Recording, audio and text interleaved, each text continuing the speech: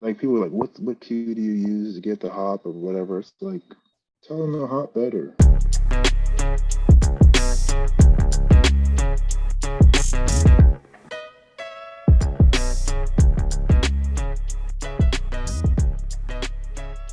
How'd you get the name Young Jumps? I don't know. I mean, I think it's like when I created the name, that was probably, I don't know, almost 10 years ago. It's like, it's almost like a rapper name, Yeah, yeah, yeah. young, whatever. And I was coach at the time, I was just coaching a bunch of high school kids. And so I couldn't say like kids from a certain school or whatever, because it's just Sure. anybody that was young, they could get it. So Yeah. it's young jumps. Not Cool as young meaning. anymore, but Right. Yeah, for sure. but But I mean, I thought it was, you coach the whole spectrum though, right? I mean, you got high school kids, obviously pros, and then do you coach anywhere in between or even younger too? yeah. Yeah, so I'm saying like at the time I was only coaching high school kids. Now I have a couple like middle school, like 12, 13-year-old kids. And I have, when my kids come, some of my kids that actually went to college for track, like they'll come back during the holidays and they'll still get that work in. I have one girl that's collegiate who's actually pretty good, who decided to just actually forego NCAA and just train with me. That's kind of a big decision, but Yeah, yeah. she wanted to do it and she felt like being with me was better off. Awesome. So yeah, I coach, I guess, all levels. I mean, I don't coach the little kids, but yeah. You coach whoever wants to though. Yeah. All right. So yeah, what is your story? How did you become a coach? What got you interested in track and field and the jump specifically from the beginning? I mean, as a little kid growing up, I mean, I always liked jumping around. I mean, I can remember like, you know, trying to jump up as many stairs as possible at home and having my dad yell at me and stuff like that. And I Classic. played basketball from like a very young age. And I was always like fast and like a good jumper. But because like the problem is like I told you earlier, I'm from a small town, small Mhm. suburb with like 16,000 people. And so like growing up, I was like reasonably tall, like growth spurt wise. And because I could jump, I was playing like power forward and like center and stuff. But like I'm only like 6 feet tall. And so like I think maybe I was like 5'10" when I was in like ninth grade or something. But then I didn't really get much taller. And so Yeah. maybe I was tall early, but so I didn't have those skills to be really good at basketball because I didn't like I should be a point guard or something, Well, I right? was just gonna say, if you And I grew up now, like if you were coming up now, they would have you be like a point guard or a shooting guard for sure. Because like you yeah, got but Kevin. Go ahead. Go ahead. yeah, definitely. I mean, the game is totally different now, but I'm saying Right. back Right. then it was like I was one of the tallest ones and I could jump high, so they're gonna put me in power forward or center, 4 or 5 or whatever. And Right. so I Right. never really developed those skills. And so by the time I got to high school, and because our high school also had post grad, so guys that would take an extra year just to play basketball and that would Oh, actually play in like pretty good programs. Like we yeah. had, I don't know if you know basketball like that, but we had this guy Rashad McCants who ended up going to the NBA. He was in our league. And so like Okay. we were actually playing against guys that ended up in the NBA Yeah. and Wow. stuff. And so like I'm not saying our team was like super good, but we had, 19 and 20-year-olds on the team. And I just like I think I tried out my junior year and maybe I like made it to the second day and like I was athletic enough, but I didn't have, like I said, the ball handling skills to really Sure. for it to be worth it. And so that was a long-winded way of saying like my junior year, I played like JV freshman, sophomore year, and then junior year I just decided to do track full time. So indoor and outdoor track because as I told you, I went to high school in New Hampshire, and so we were definitely inside in New Hampshire. But yeah, that junior year, like I actually jumped well, and then I Junior year of high started. school or junior of Yeah, yeah, college? yeah. High Of high school, school. high Okay. Yeah. school. Yeah. And then I got recruited. And because I went to like this preppy boarding school, like, I was getting recruited at a lot of like Ivy League schools and like good Sure. academic schools and stuff like that. Yeah. And so then I eventually, went to Cornell. I mean, I was doing track too. I think it maybe started in eighth grade, but I really got good, like I said, my junior year. My freshman year, these kids, they used to always make fun and maybe not make fun, but during our like little banquet my freshman year, they called me. the jumper of the future. Like I was pretty good my freshman year. And then, but I didn't really do anything like, recruitable until, my junior year indoors. So yeah, then I went to Cornell and then I was like solid athlete, I guess. Like I wasn't a great long jumper. I only jumped 23-1 in the long jump. Triple jump, I jumped 49-11. But like I was like really, really strong. And like in the years that I was there, like one the guys are still my friends today. COVID, I haven't seen one of these guys in a while because he's in London. But we had two NCAA champions when I was at Cornell in Oh, triple dang. jump, like back to back. And so Yeah. it's like there were these guys who I was stronger than, who I could keep up with in the workouts. I could beat them in some of like the short approach stuff. But when it came to full approach, I was jumping, 49 and they were jumping 53 and 54 and Wow. Yeah. stuff like that. And I Dang, didn't dang. at the time like really understand that. And so that was like particularly frustrating for me Sure. because, I was the type of guy that kind of wanted to be like a no regrets kind of guy. So like Hmm. I was doing everything that I thought I needed to do. Now looking back and being a coach, is there something you would change about how you trained or what you did? Definitely, definitely, yeah, 100%. I mean, like I said, I don't have any regrets. I think I did everything that I knew I could do, but like I was a musclehead, so I was like super inflexible. I just Hmm. couldn't hit the right positions. Right, right. Maybe you put too much of an emphasis on strength. Like I'm definitely more of a power strength oriented guy, but you definitely need to be able to move weight quickly. And I was just more about moving weight. Moving I don't any weight. necessarily like Yeah. understand that concept. Hmm. But I just think my technique was bad because my range of motion was really bad. And I thought that I could just like, hey, I'm strong. I can just kind of muscle these phases and I'll be fine. Sure. But I think at the highest levels, you can't really muscle anything. Like you can't get away with muscling stuff if you're trying to be an NCAA champion or you're trying to be, a world elite, Olympic athlete and all that stuff. It's like I was frustrated by that with those guys. And so like I trained a little bit post collegiately and actually so one of the guys I told you the NCAA champion, his name is Muhammad Halim. Like we're really good friends still to this day.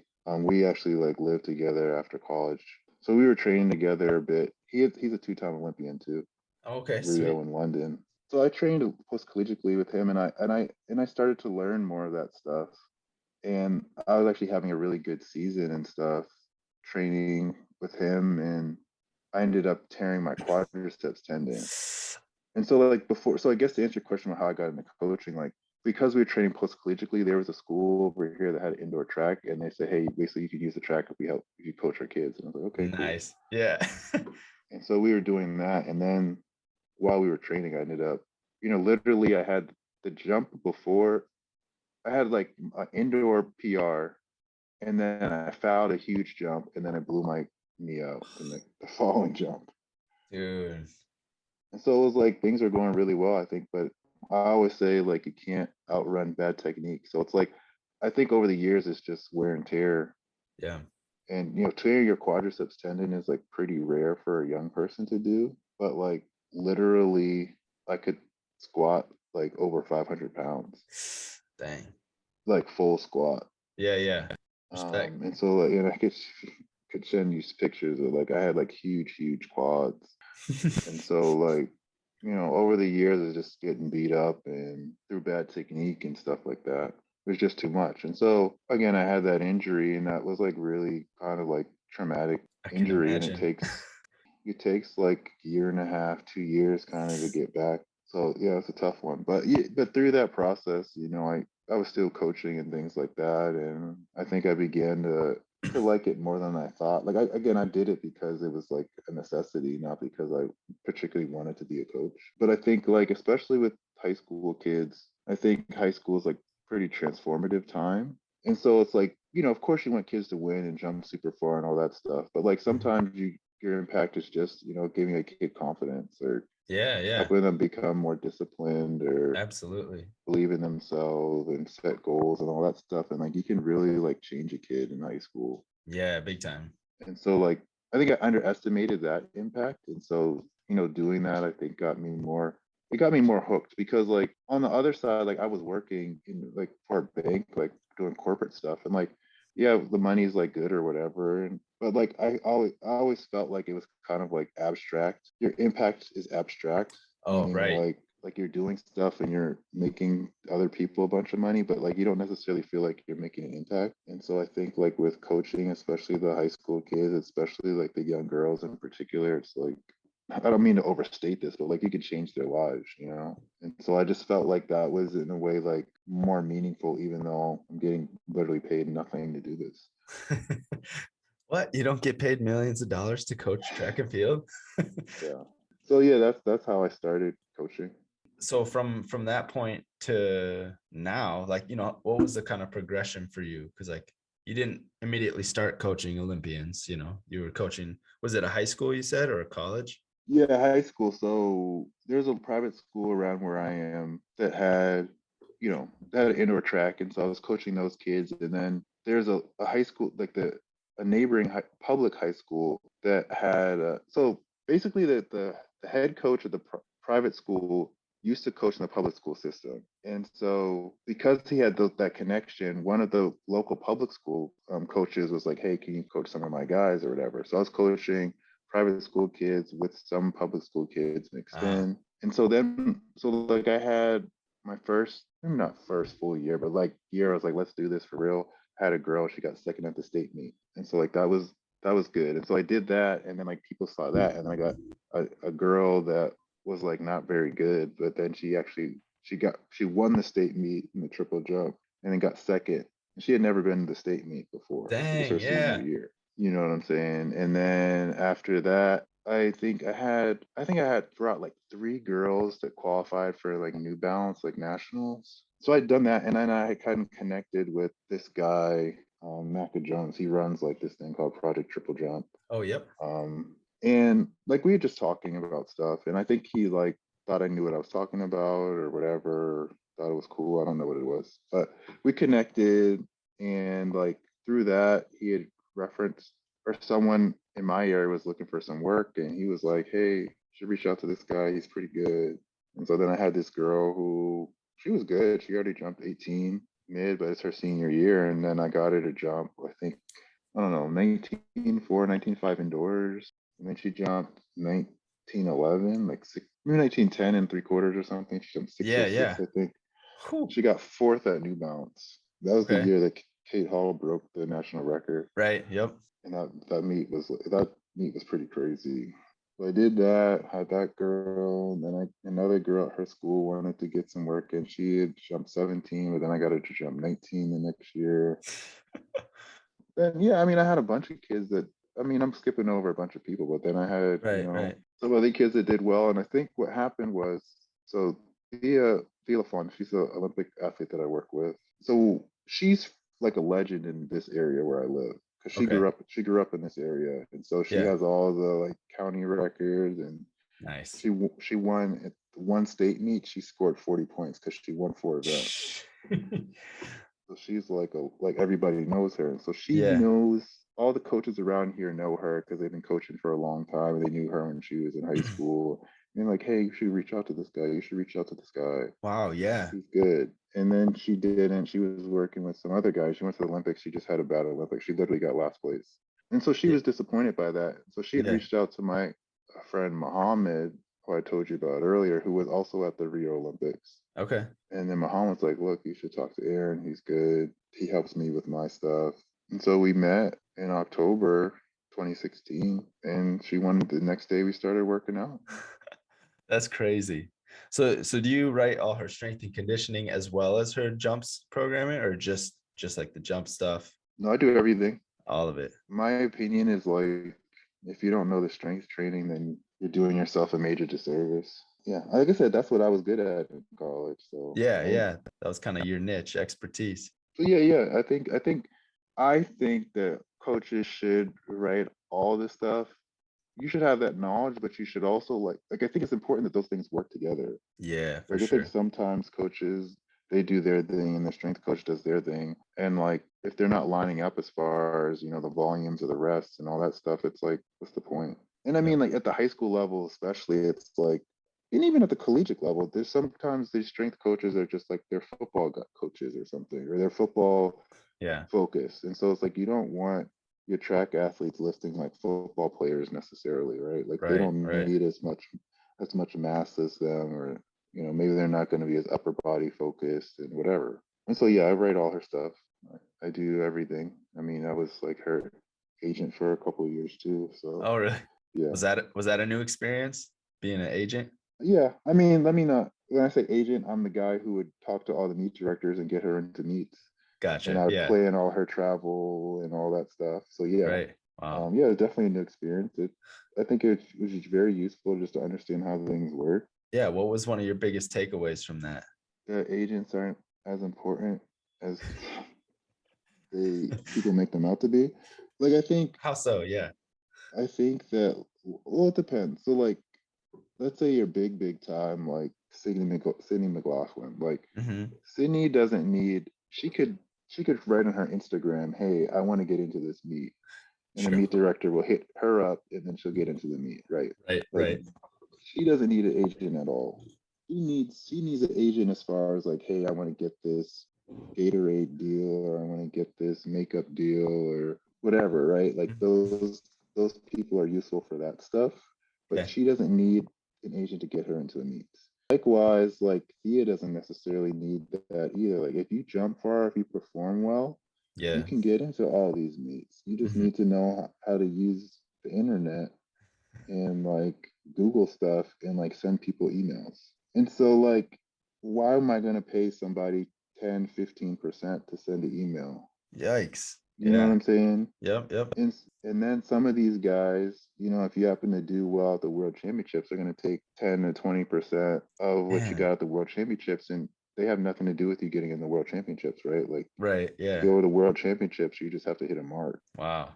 And so it's like I understand, like, I mean, people say this to me something like, maybe like I downplay myself, and but like people, like, you've been on a vacation, right? Like you know how Mhm. to like book a flight, get a rental car, like you know how to do that logistical stuff, right? Like you can do that. Yeah. Yeah. You've been to Miami before, right? Like you know how to go to Miami, so like you can do that for some other country too. So, like if you really want to plan that stuff, you can. Maybe some people are more organized than others, and I'm not saying that agents aren't useful as far as organizing that stuff. Like Sure. it's one less thing to worry about. Yeah. But a lot of it But you can do yourself, it sounds like. yeah, and especially if you're not big, like track, there's not, unless you're like top 10 in your event, there's not a ton of money. Maybe if you're a really good sprinter, maybe you can be a little bit lower ranked and be fine. But Yeah. like if you're not making a bunch of money, you better save your money and send some emails. Right. Yeah. You know what I mean? So Yep. like I think people like get caught up with like, oh, I'm pro now. Like, no, you're just post Mm. collegiate. You're not making any money. So like, you don't need an agent. Just go send some emails. But she has an agent now. I mean, yeah, if you want to get a good shoe deal and stuff, you need an agent probably, unless you're already well established. If you want to get in a diamond league meet, probably need an agent unless you're like top 3 in the world. Which she's almost there. Yeah, she is. And I think she could. She got waitlisted in the Diamond League before me when I was just dealing with her. But the thing is, like Diamond League can be tough because, Yeah, I hear there's a lot of unfo- politics there. yeah, there's politics. So it's like, okay, you're trying to go to the Paris Diamond League, right? But Paris has 2 or 3 jumpers that are like solid, but they might not be top 10. And so they're gonna bring, by rule, they can bring 2 athletes from their region or their country, and then it's like, okay, I'm making this up, and don't hold me to this, but like if like Rojas is gonna go because she's the best in the world, then I don't know, but I imagine her agent is like, okay, well, if Rojas is coming, then these other people in her group have to come too. And not to say that Ah, they're not deserving or whatever, sure, but it's like sure. it's not just based off of, hey, these are the top 10 people and they get into the meet. I get it. There's like different little side deals going on, Oh yeah. and whatever. And Yep. so if you really want to be in these Diamond League meets, you better be like top 5, top 3 or whatever, Wow. or you have a really good agent, Yeah, yeah. Or know someone or who you're knows someone. you're in a really good group or something like that. That's crazy. All the stuff that you don't know, that you don't see when you're outside of it. Yeah, but it's good. I mean, I think, like I said, it was a good experience for me because now I understand that stuff, and Thea understands that stuff. And so when you actually do get an agent, you know how it works, and you learn about how the meet reimbursement works and how, prize money and appearance fees and all that stuff works and what the Yeah. timing of the money is like and Yeah, all that stuff.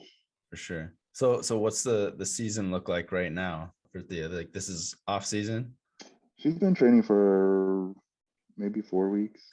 So yeah, right now she's I wouldn't say it's preseason. I guess I don't like to use the term preseason or like off season or whatever. She competed pretty late because of she actually got into the Diamond League final I and then saw there that. are Yeah. some other meets after that she did. And so, it was a late season. So she took about maybe 4.5 weeks off and a month off. And then she started kind of gradually building up into it. And this week is probably her first like full week of training, and then Thanksgiving is coming up next week, and that'll be a lighter week. And then after Thanksgiving, that'll probably be like, okay, like now we're in it for real. Yeah. And yeah, but she probably won't compete until maybe February. Okay. So what would you say now that how long have you been coaching then? Uh, Since like 10? I'm looking at this picture. That was 2014. Probably 10 years. Yeah, probably 10 years. Okay. So over your 10 years of coaching, what would you say is like your primary coaching philosophy and how would you say it's changed from the beginning to now? I would say that I guess my philosophy is like jumping is a skill, running is a skill, Yeah. track and field is a skill, and so you should always be practicing that skill. Sorry, hold on 1 second. My battery is low. Yep, no One worries. second, 1 second. A few moments later. So I was saying that like track and field is a skill, and so like you always should be kind of working on that skill, and so like even from day one, like we're always doing technical stuff. And so like technical stuff doesn't mean, hey, we're doing full approach jumps. Like technical stuff is like, hey, we're gonna do these like rudimentary bounds or these baby bounds like Yeah. really well. Or hey, we're gonna do these running drills really well. Like all the drills and stuff that I do, ideally like they're meant to like transfer into like your running or your jumping. Right. And so like I don't want people doing sloppy drills. Like, I don't, for instance, and it's I know there are good coaches that do this, but like I don't like, for instance, doing like B skips or something because like, B skips, you don't run like a B skip, so why would you do that? And I Yeah. think if you look at the mock drills, like the guy that came up with those type of drills, like they were doing that stuff because they were in a cold environment and they didn't have like an indoor track. And so they're like, hey, let's do these V skips to really warm up our hamstrings. Mm, They're not doing B skips to like teach people how to run properly. right. And so like I'm not saying like B skips again can be used for as a warm up, but like I try to like either do something that's so different from running or that is going to complement and enhance your running. So like I think that like a B skip interferes with your technique as far as how you run or how you jump. Hmm. So like let's do stuff. You can warm up your hamstrings in a different way that's so different from running or jumping that it's not going to confuse you like neurologically. Sure. Like let's do that instead. So Yep. I think I've always kind of had like a technique focus for jumping and sprinting. Like I especially in the high school level, I feel like if all you do is make a kid really technical, they can like improve a ton. Mm-hmm. And so like all that other stuff doesn't matter as much. Hmm. You don't need to do a ton of running. But as far as how things have maybe shifted, I still think I'm like a power and strength based coach. I probably shifted to less of that stuff. Like, so we're talking about jumping. Like, I think doing like short approach jumps is like cool, right? Like, it's fun. It's like, oh my God, from 6 steps, I did a PR or whatever. Yeah. Yeah. People get hyped, right? And it's like, oh man, I did this from 6. That means that from full, I'm going to go crazy. Yeah. So I think like in high school and maybe even college, like that's kind of true. But what I've learned, I think, this is over the last couple years. It's pretty recent. Like that, the short approach stuff can just be like really deceiving because what happens is when you're actually really, really good, like so you're really fast and stuff, like in triple jump especially, the timing becomes different Oh man, so true. and the posture potentially become like you can have really bad posture and you can be on the ground for a really long time from 6 Yeah. steps, Yeah. but you can't do that from a full approach, especially if you're fast. Right. And so it's like you can't be muscling jumps from 6 and expect that that's going to transfer to full. Right. And so like my point is that like I definitely do a lot of short approach stuff, but like if I'm going to do short approach stuff, I wanted to have really good posture. I Hmm. wanted to have, I'm trying to replicate some of those ground contacts and the Yeah. timing and all that stuff. I think that's really important. Like you said, is focusing on the positions and the like technique being very like perfect through that. Cause like if you're on the ground for so long, that does not translate to a full speed, full approach jump. Right. And I think what happens is like the limiting factor becomes at the highest level becomes like how fast can you generate force. Mm, It's not about how much force can you generate, it's about how fast can you generate a certain yeah. amount. And you only have, 150 milliseconds or something to generate the force, Wow. right? So like you can't do that. I think that's like if you really pay attention to it, it's like if you watch a college triple jump competition and then you watch like a pro competition right after, like you can just see the difference in how quickly they're getting off of the ground. Yeah. You can like hear it. You can hear it, Yeah. you can Yeah. see it. And so it's like you can't that short approach stuff is not important, especially if it's not done the right way. So I think that's shifted a lot. I think one thing I knew, but I kind of verified, and maybe this is like a not a secret, but it's, people would be surprised. It's like Thea in the last 3 years hasn't run over 60 meters. Wow. Yeah. And so it's like I know that kind of goes against maybe like all conventions of coaching, but I I I look at like when I think about coaching, especially at the elite level, it's like we have like there are elite characteristics. Okay. Meaning like we're talking about a woman triple jumping, like, okay, you got to be running over 9 meters per second. Your contact times, like I said, need to be, 120 to 150 milliseconds. You gotta probably be cleaning 1.5 body weight. You gotta be able to, hop this, what probably hop step, 31 feet. Like again, these are the characteristics. And so it's Right. like, how can I build these characteristics? So if I'm looking at like, I'm just trying to run 9 meters per second, what is me running a 200 going to do? What's the slow tempo 200 or 300 or 400 going to do to help me run 9 meters per second? I Sure. don't need speed endurance. Mm, I need to have like the work capacity to get in 3, 4 run throughs and 6 jumps yeah. over an hour, Yeah. but I don't need to be able to hold top speed for 30 or 40 meters. I just only need to hold it for 10 meters. Yeah. So Woo. like I can just do acceleration work and I can just do flies and I can get all that. Wow. It all makes sense. Yeah, I mean, and that's what I've done. So I don't know. I think some coaches are just old school and they want to have people run in stuff. I'm not saying you should never run, 120 or 150, but like if I'm going to run a 120 or 150 or something like that, it better be really fast. And I'm probably doing less than 3 of them. And I don't do it at all, but I'm saying you can do it, and I guess it could be useful. But you could also run a bunch of fly 10s, 20s, and 30s. Right. So when you do short and fast stuff, do you do a lot of rest in between, or are you trying to like fatigue them with those as well?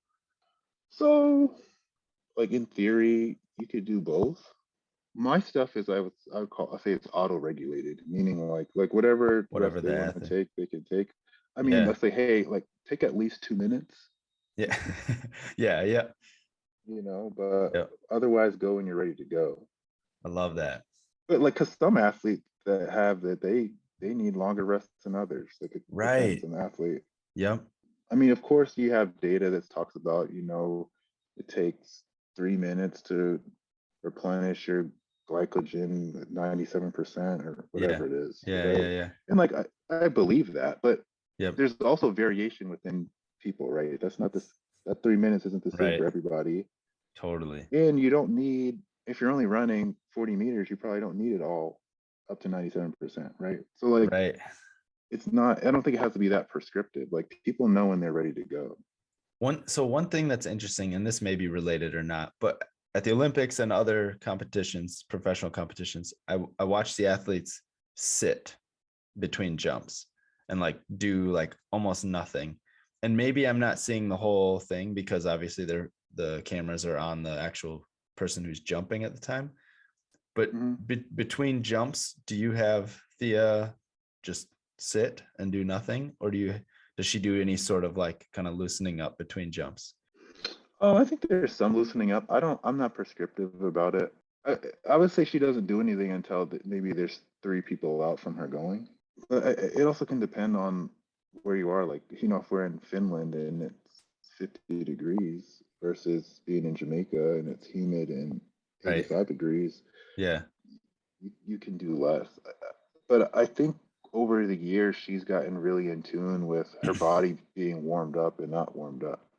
Okay. So she knows what she needs. Yeah. And so sometimes I think I like to have my athletes kind of explore that. I mean, maybe for a high school kid, I'll be a little bit more prescriptive. Yeah, that's what I was gonna Hey, ask. like, put your pants on, man. Like, what are you doing? Yeah. But for like Thea or some of my more seasoned athletes, like I time like almost everything and I show them the times most of the Interesting. time. And Yeah. so it's like they'll run one and then it'll be good. And then they'll do another one and they took a long time. And I saw them take a long time. And then it'll be slow. And then I'd be like, well, that's what you get for standing around for 10 minutes, not doing stuff. Yeah. Yeah. And so then they'll be in their head and then they'll connect those dots. It's like, damn, maybe he's right. Okay. And so the next time either they're going to take less rest or they're going to like do a little power route or something and then do it so they Yeah. can make Yeah. sure the timing is good. And they start getting more in tune with how they're feeling before they go each one and try to replicate the good ones. So you time their runways like a practice runway, Yeah, I or definitely do that. do you time I, it on jumps as well? well, no, not really because we don't do full approach jumps in practice.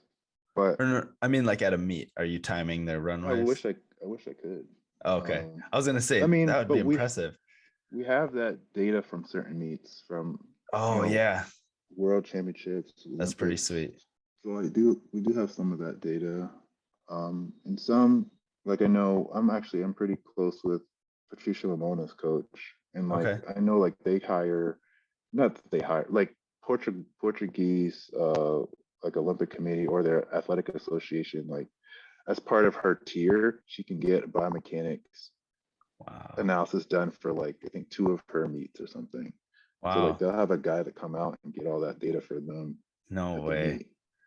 And so like he's showing me, he's like, oh, this is what she was running at this random meet and this meet and at the Olympics and whatever. Yeah, And it has her like breakdowns of her phases and her speed coming into the board and her step lengths and all that stuff. wow. And so like I have the data to do that. Like I have a contact grid which can measure your contact times. I have lasers, I have free laps, like Yep, so I yep, get a lot of that information. yeah, Like getting it at a meet, especially in America, is a lot harder. for sure. You can see it like sometimes at like the French championships and stuff. Like they have like an opto jump like on the runway. What is that? It's you might not have noticed. It's like this yellow rail that has like these kind of black dots on it. Okay, But an opto jump basically can tell you with like millimeter precision where your foot is hitting the ground. It's like super expensive. It's like I imagine. I don't know, but like for it's like $50,000 type expensive. I'll have to look that up. USATF has that stuff. They do their biomechanic analysis with that stuff. But Okay, like literally, they'll have it at the meet, and so they can do the retro analysis and say, hey, your step, your right to left distance was this, your left to right distance was that, right, right. third to last, second to last, first to last was this, That's your insane. phase distribution was that, and you have all the speeds and the distances like literally like millimeter accuracy. Yeah, So yeah, that data exists. But I for the stuff that I time, like I'll time like takeoff velocity, like last like 8 to 10 meter velocity. I'll time like if we're doing like running over mini hurdles or we're doing flies, like I'll definitely time all that stuff. And so like right now, which has actually been good, I got a new monitor, but I had this old like 27-inch monitor, it's like 10 years old. It started like having dead pixels on it and stuff, yeah. but it was like annoying to work on. But I was like, I use it for practice. And so I like plug it in, and I can like cast my phone to the screen, and I Yeah. can just put like the times on it. So, you can be 50 meters away and see the time, and Yeah. everybody Yeah. can see practice. And so if somebody runs fast, like everybody gets hyped. Oh, nice. Yeah. Yeah. So yeah. So again, I think I try to like I said, get people to find out what works for them, and I like to use data to like prove to them what works and what doesn't work. Yeah. Yeah. So what have you found among high school jumpers is like the most common problem or area that you need to help them improve in the long and triple jump? Is it the runway, the takeoff, the flight or phases, or the landing? Like I think like long jump, high school wise, I think the biggest issue is the approach. But the two things in particular. One is that like the approach is often inconsistent for a couple reasons. Like one, most kids have a stupid start. Like they're gonna do something that they saw that looked cool, Yeah, yeah. and so they might do some weird boundy thing that they think looks cool because some kid from their county does it or some kid at their school does it. And like what happens is that boundy run is going to change depending on the hype level. Right. And so they're going to be super inconsistent because of that. You also have an inconsistency issue with people when kids come to the board, they have like board, I call it like board insecurity or board anxiety. Yeah, yeah. Like, oh, I'm going to foul, I'm not going to make it. And then they start like taking big steps or little steps. Yeah. And I say to kids, it's like, look, I mean, this is like slightly controversial, but it's like, hey, don't look at the board. Like, let me worry about the board. Like, if you do shuffling or big steps, it's going to be a bad jump. So, like, Yeah. nobody cares about bad jumps. You Yeah. might as well foul it and have it look super far and get hyped. Exactly. Right. And then, like, let's move it back. Yep. But, like, nobody cares about, hey, you got on the board, but you jumped 16 feet. Right. Like, that doesn't Yep. do anything for anybody. Exactly. So like, don't worry about that. And so like, again, for long jump, it's like, hey, let's have a good, consistent start, and let's have a fluid, like rhythmic, like ending to the run. Mm-hmm. And also like, let's do it with good posture. So most kids are like really like interiorly tilted or back kick and stuff. And it's like, if you're not taking off, those last couple of steps aren't pretty tall, you're not going to get any pop off the board. Mm. And so I think if you solve that problem, honestly, for the high school kids, I don't really spend much time at all talking about their aerial stuff. Get a good takeoff. Yeah. And like we do like standing long jumps and stuff, like to work on getting a reasonable landing. But if you take off with good posture and get a good pop, just stay tall in the air and land. Yep. Doesn't like again the girl I told you who got fourth at New Balance, who jumped almost 20 feet. Yeah. She just did a basic sail, and like I think she needed to probably to level up. She might need to do a hang or some type of hitch because she had a lot of pop. She's in the air for a long time, so Right. her landing was a little bit suboptimal. But it's like, don't let's get the runway, let's get the takeoff right, and then Yep. we can add on some extra pieces later. We don't have to Yep. overcomplicate it. For sure. For sure. So yeah, that's for long jump. For triple jump, I mean, all those things I just said are true for triple, but I think in high school in particular, almost every kid goes way too high in the hop, Really? No. and most of them aren't really strong anyway, and Yeah. so they have a terrible, terrible middle phase, and so like this is like a super major pet peeve of mine, which is like Mhm. you hear high school coaches say like, "Hey, hold the middle phase, hold the middle phase." I'm like, what Literally the hell? thinking that exact. What the hell does that mean? Right. Like, you can't How are just you? like stretch out and like, okay, now my middle phase is farther. Like, that's not the Yep. problem. The Can't problem just. is again, either they're too high and they just can't handle that force, or they're towing the hell out of their phase, or like they don't have a full enough contact, or they're not active enough. Like, Yeah. that's really what the problem is. And so like I said, I've had early in my career, I had again the girl who won the state championship who hadn't even didn't even qualify the year before. It's like She beat these big athletic kids that she had no business beating because her technique was pretty good. Like if you honestly, this is, maybe I'm arrogant for saying this, but like I feel like jumping like 37, 38 feet is not hard for a girl. Like I had a, she won't get mad at me because I tell her this to her face. I told this to her yesterday. We talked on the phone. This girl is slow as hell, and she jumped 38.4 last year. Yeah, yeah. She had good technique. Okay, she's slow. She's not particularly like bouncy or anything like that.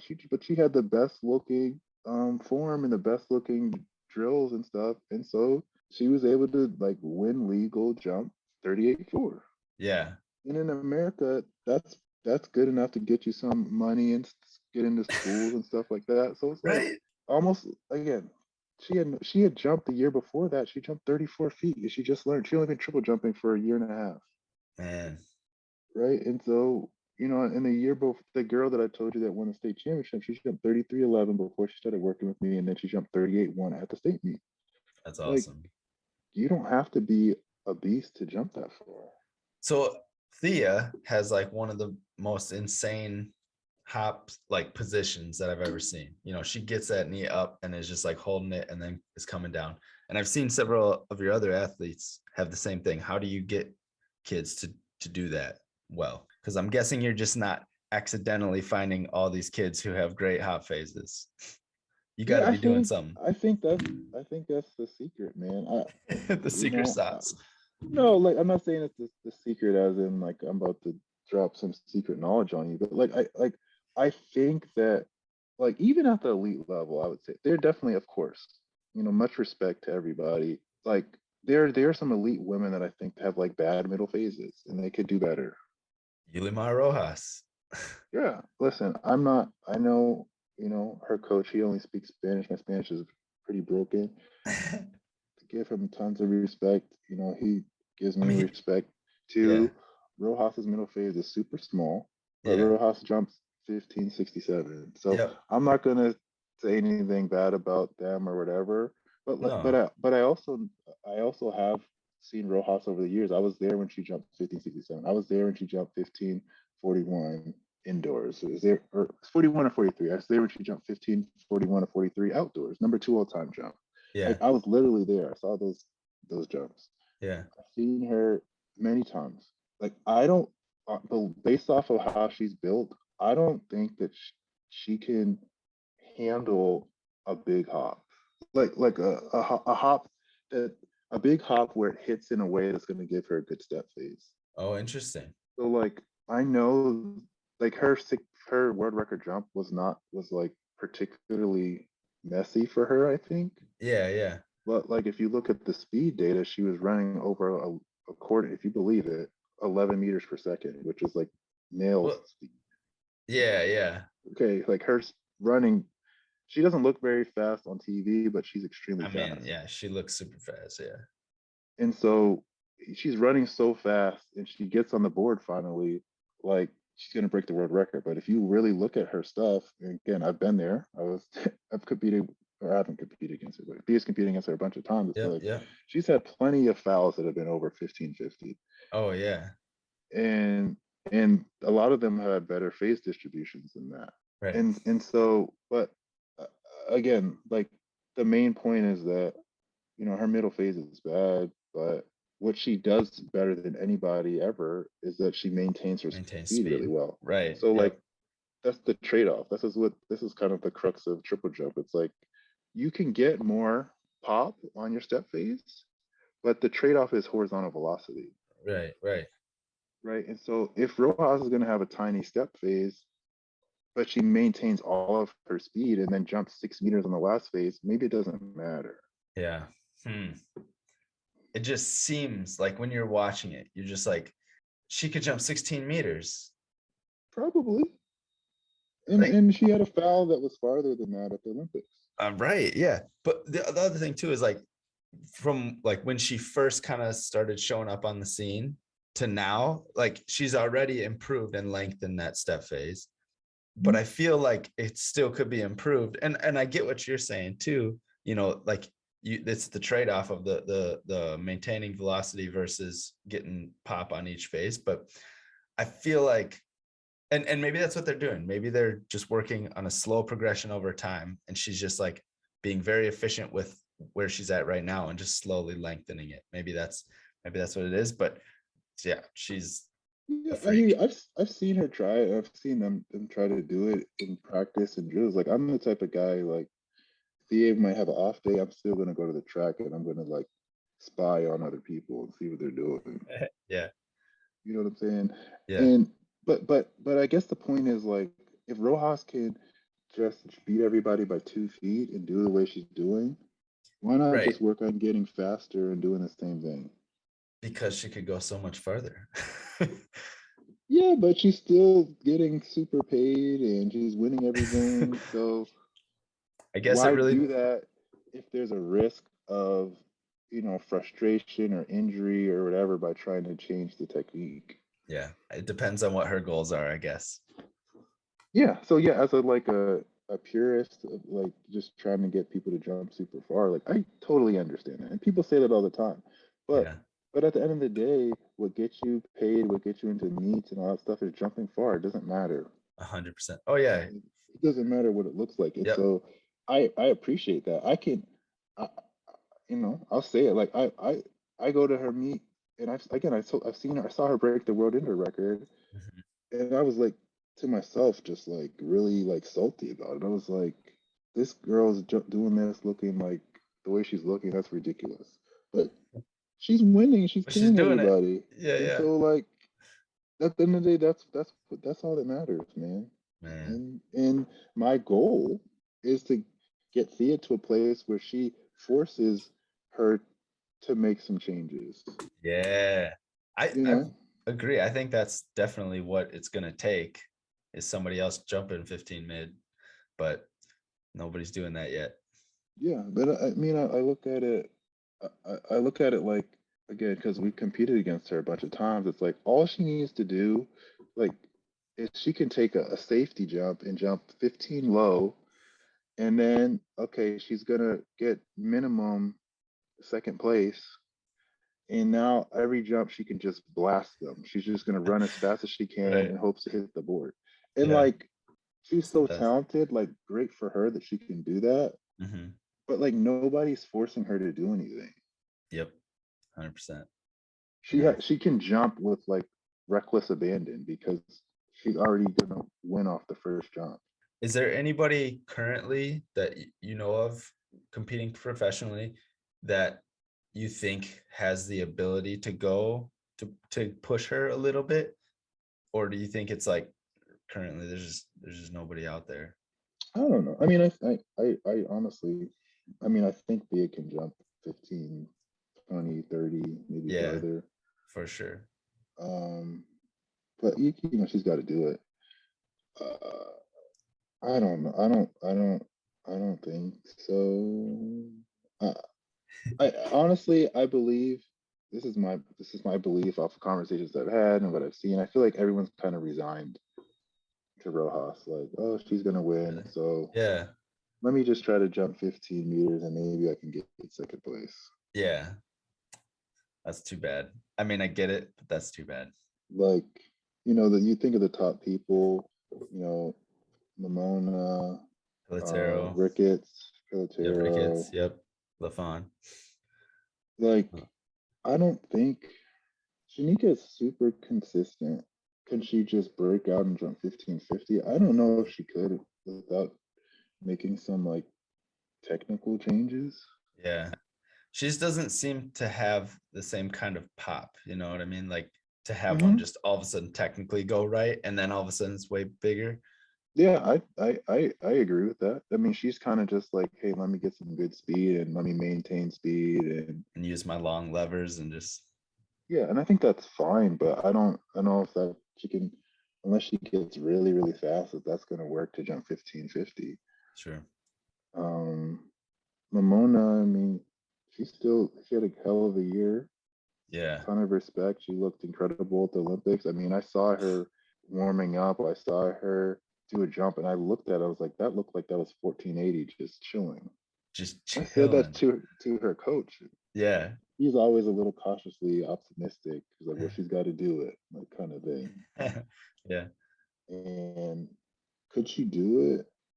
Could she jump farther than that? I mean, she could probably jump 15, 20, I guess. Which is crazy because She's like, she's getting older too, but she's getting yeah, better. So I don't know. prior to Rojas though, like if a girl was going 15-20 or 15-30, we'd be like, you are literally insane. And now, unfortunately, anybody who goes over 15 meters is like, okay, it's 15 meters, but it's not 15-40 or 15-50. Yeah, I don't yeah, like that. yeah. I don't. Again, I've talked to some of these people. I don't know. When I talk to people, I hear 15 meters. I hear 15 low. Nobody's talking about 15 mid. Yeah. And so, is there talented enough people to do that? Maybe. I mean, I would say the person that doesn't get talked about a lot that maybe could do some big stuff. The younger Finnish girl, Seni. I don't know if that's how you say her name. And she looked really good this year. Hmm. Seni Salaman. I don't know how to say her name. I haven't heard of that. Senni is her first name. She's had she has really good rhythm. She jumped 1460 something this year. She blew up this year. Okay, sweet. Really good rhythm. Have to check her out. And I feel like maybe she could do it, but honestly, you know, much respect to her. Like, I wouldn't say technically her technique has changed much since when she was like 16. Right. I agree. She's And gotten a it's, lot faster and she's gotten stronger, so she's jumping farther. yeah, But it seems like her hop to her step is like, and this is me being critical as a non-professional coach, but like it seems like it's off by just like a hair, like the timing of it. You know what I mean? oh yeah, I agree. And I think you see a lot. It's weird.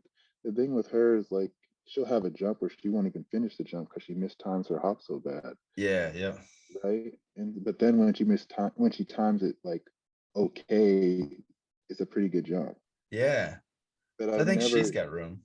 seen her really time it up well so that she can really get a nice step phase. Yeah, yeah, She has a huge hop phase, and she's really fast.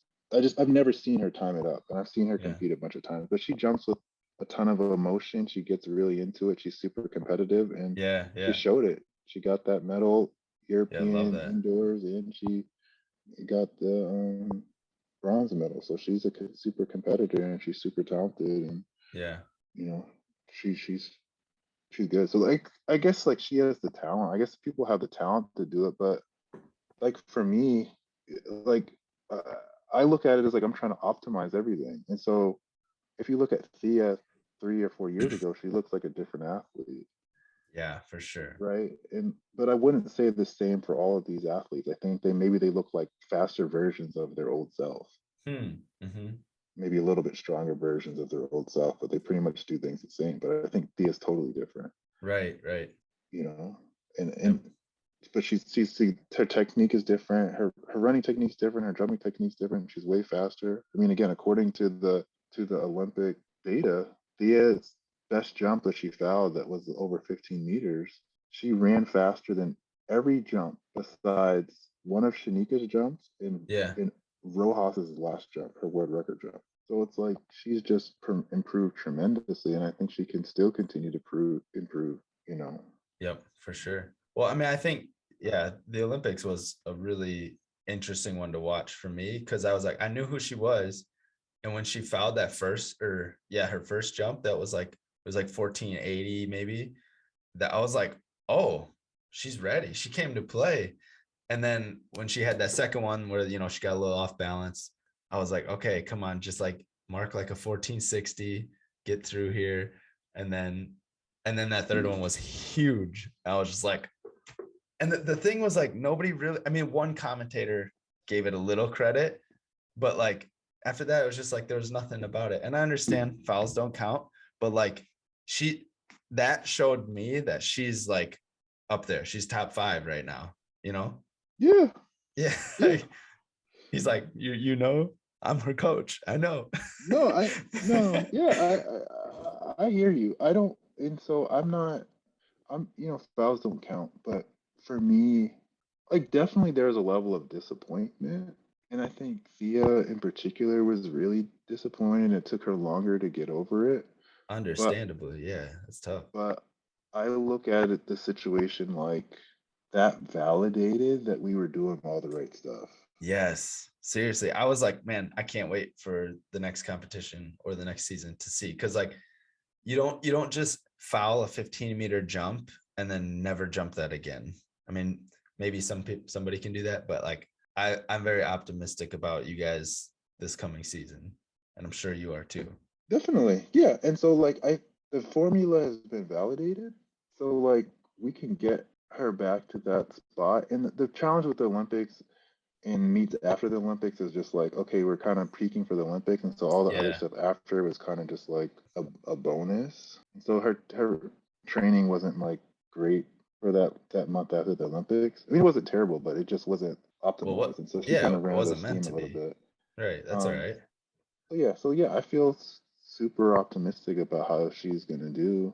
As long as she can stay healthy and all that stuff. But yeah, it validated everything. It showed that I gave her the right plan. That she stuck to the plan. That she really worked on her nutrition and all that stuff and whatever. And I think what happened is just the Olympics was just like the surface was really fast.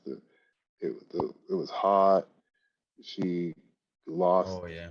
8 pounds in 2 weeks because she really got her nutrition crazy. Oh, okay. Wow.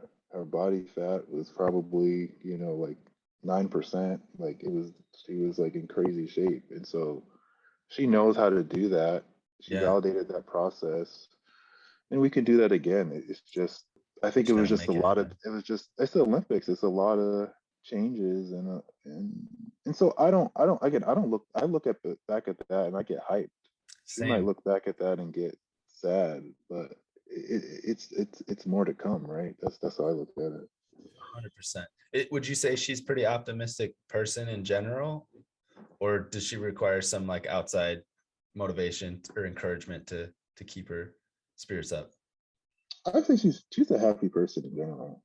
But But I like, think hmm, I was gonna say, but like with this situation, you said it took her a while, which totally makes sense. Like anybody would be bummed about that. You run through situations, but like, does she see the positive side of that as well? Like, I literally just covered 15 meters like in 3 hops, so I'm physically capable of doing it.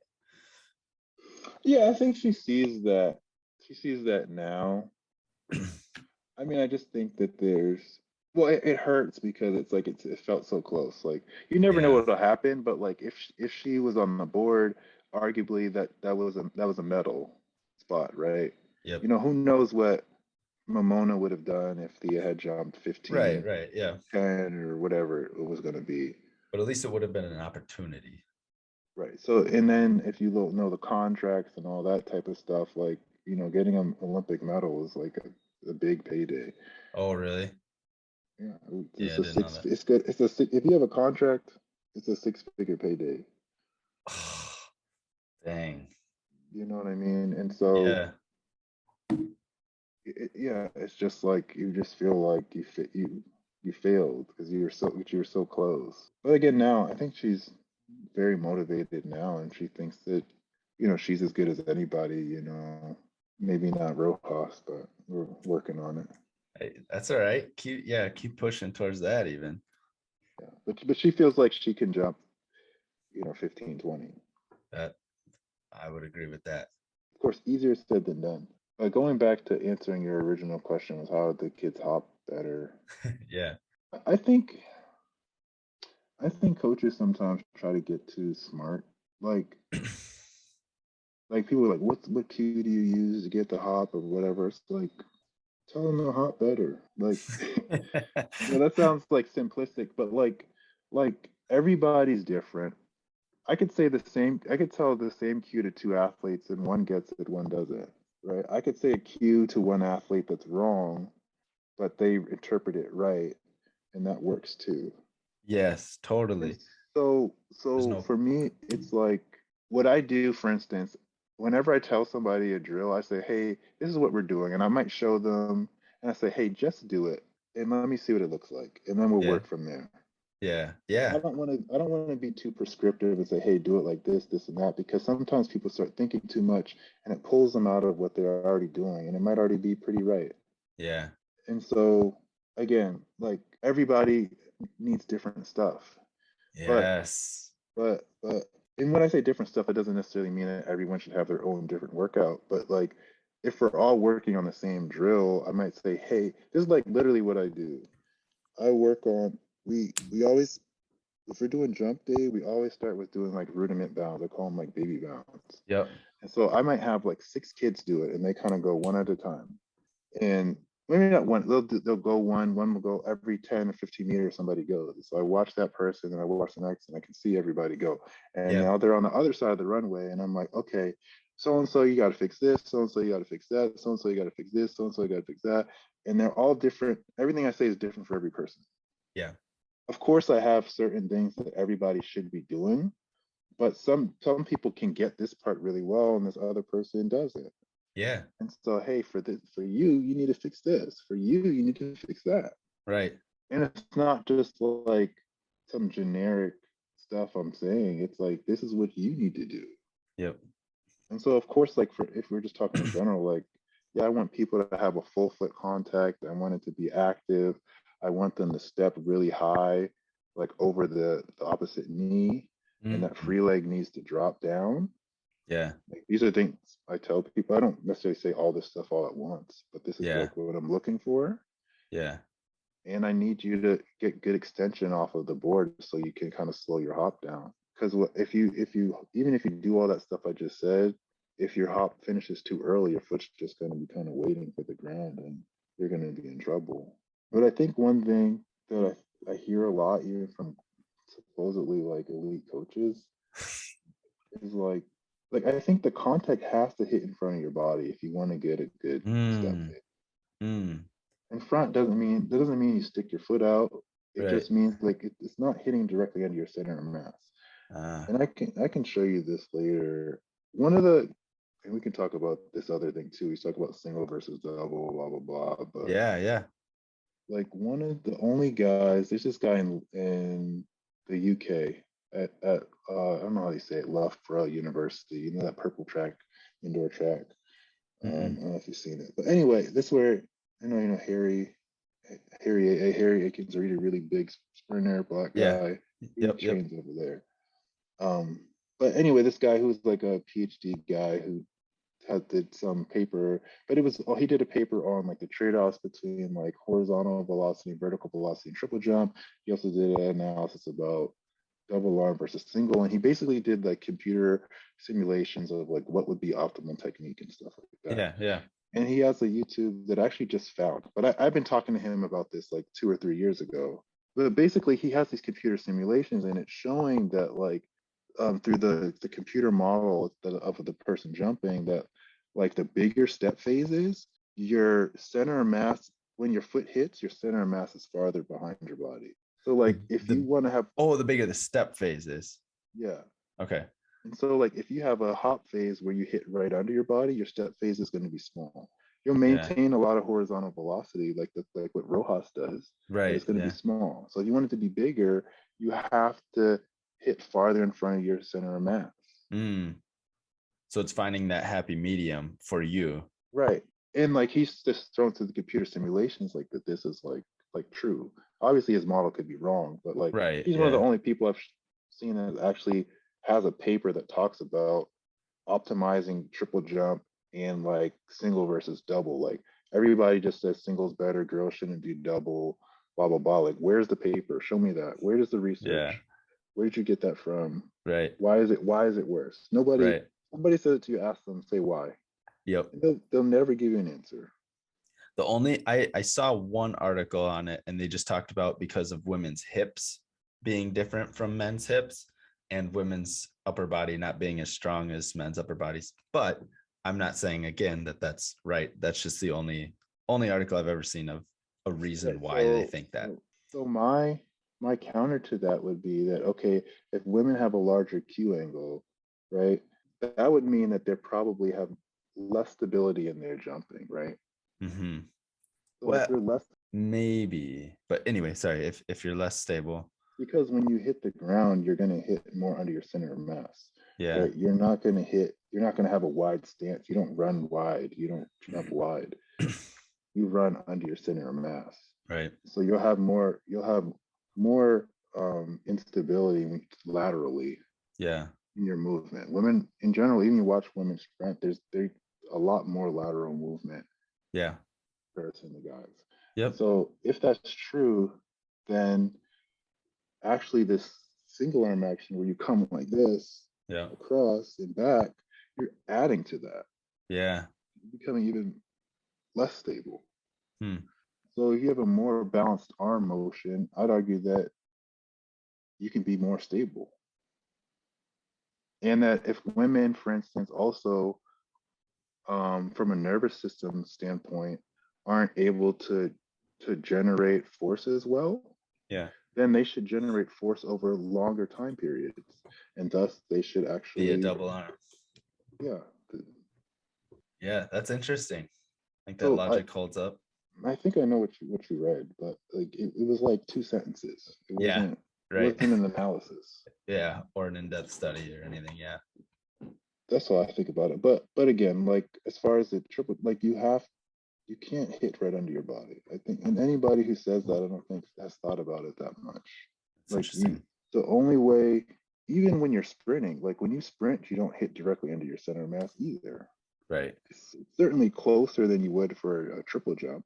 Right. But you need to hit a little bit out in front of your center of mass because you need to pivot over your foot and use that time to generate force. Right. Like if you hit right under or behind, you're past your foot, and so you're not generating force anymore. Right. Exactly. So you need this earlier part where you're in front of your center of mass to actually receive those eccentric forces, store that energy, and then you start pushing off once you pass over your center of mass. Yeah. Right. And Yep. the same thing is for triple. So it's like, hey, if you want a bigger phase, you need more time. So to get more time, you put your foot up, you get out farther in front of your center of mass, and it's a longer time to pivot. Yeah. But also, like you were saying before, you don't want to spend too much time on the ground because then you lose your speed. Right. That's true. But So it's finding that middle ground.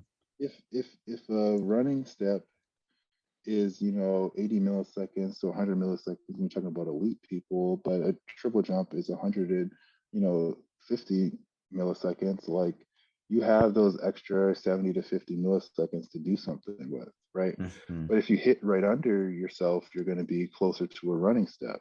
That's so interesting. Yeah. And so you don't have time. The running step is 5-6 times body weight, but triple jump is 15 plus body weight. Yeah. So like you need more time. Yeah. To deal with that force. Right. Oh man, that's really interesting. You should do a research paper about it. Yeah. I mean, that would be something potentially interesting to do. I mean, I'm an engineer by schooling, so yeah. like, I don't know. That's how I think about it. So like, when people say that type of stuff, it really bugs me.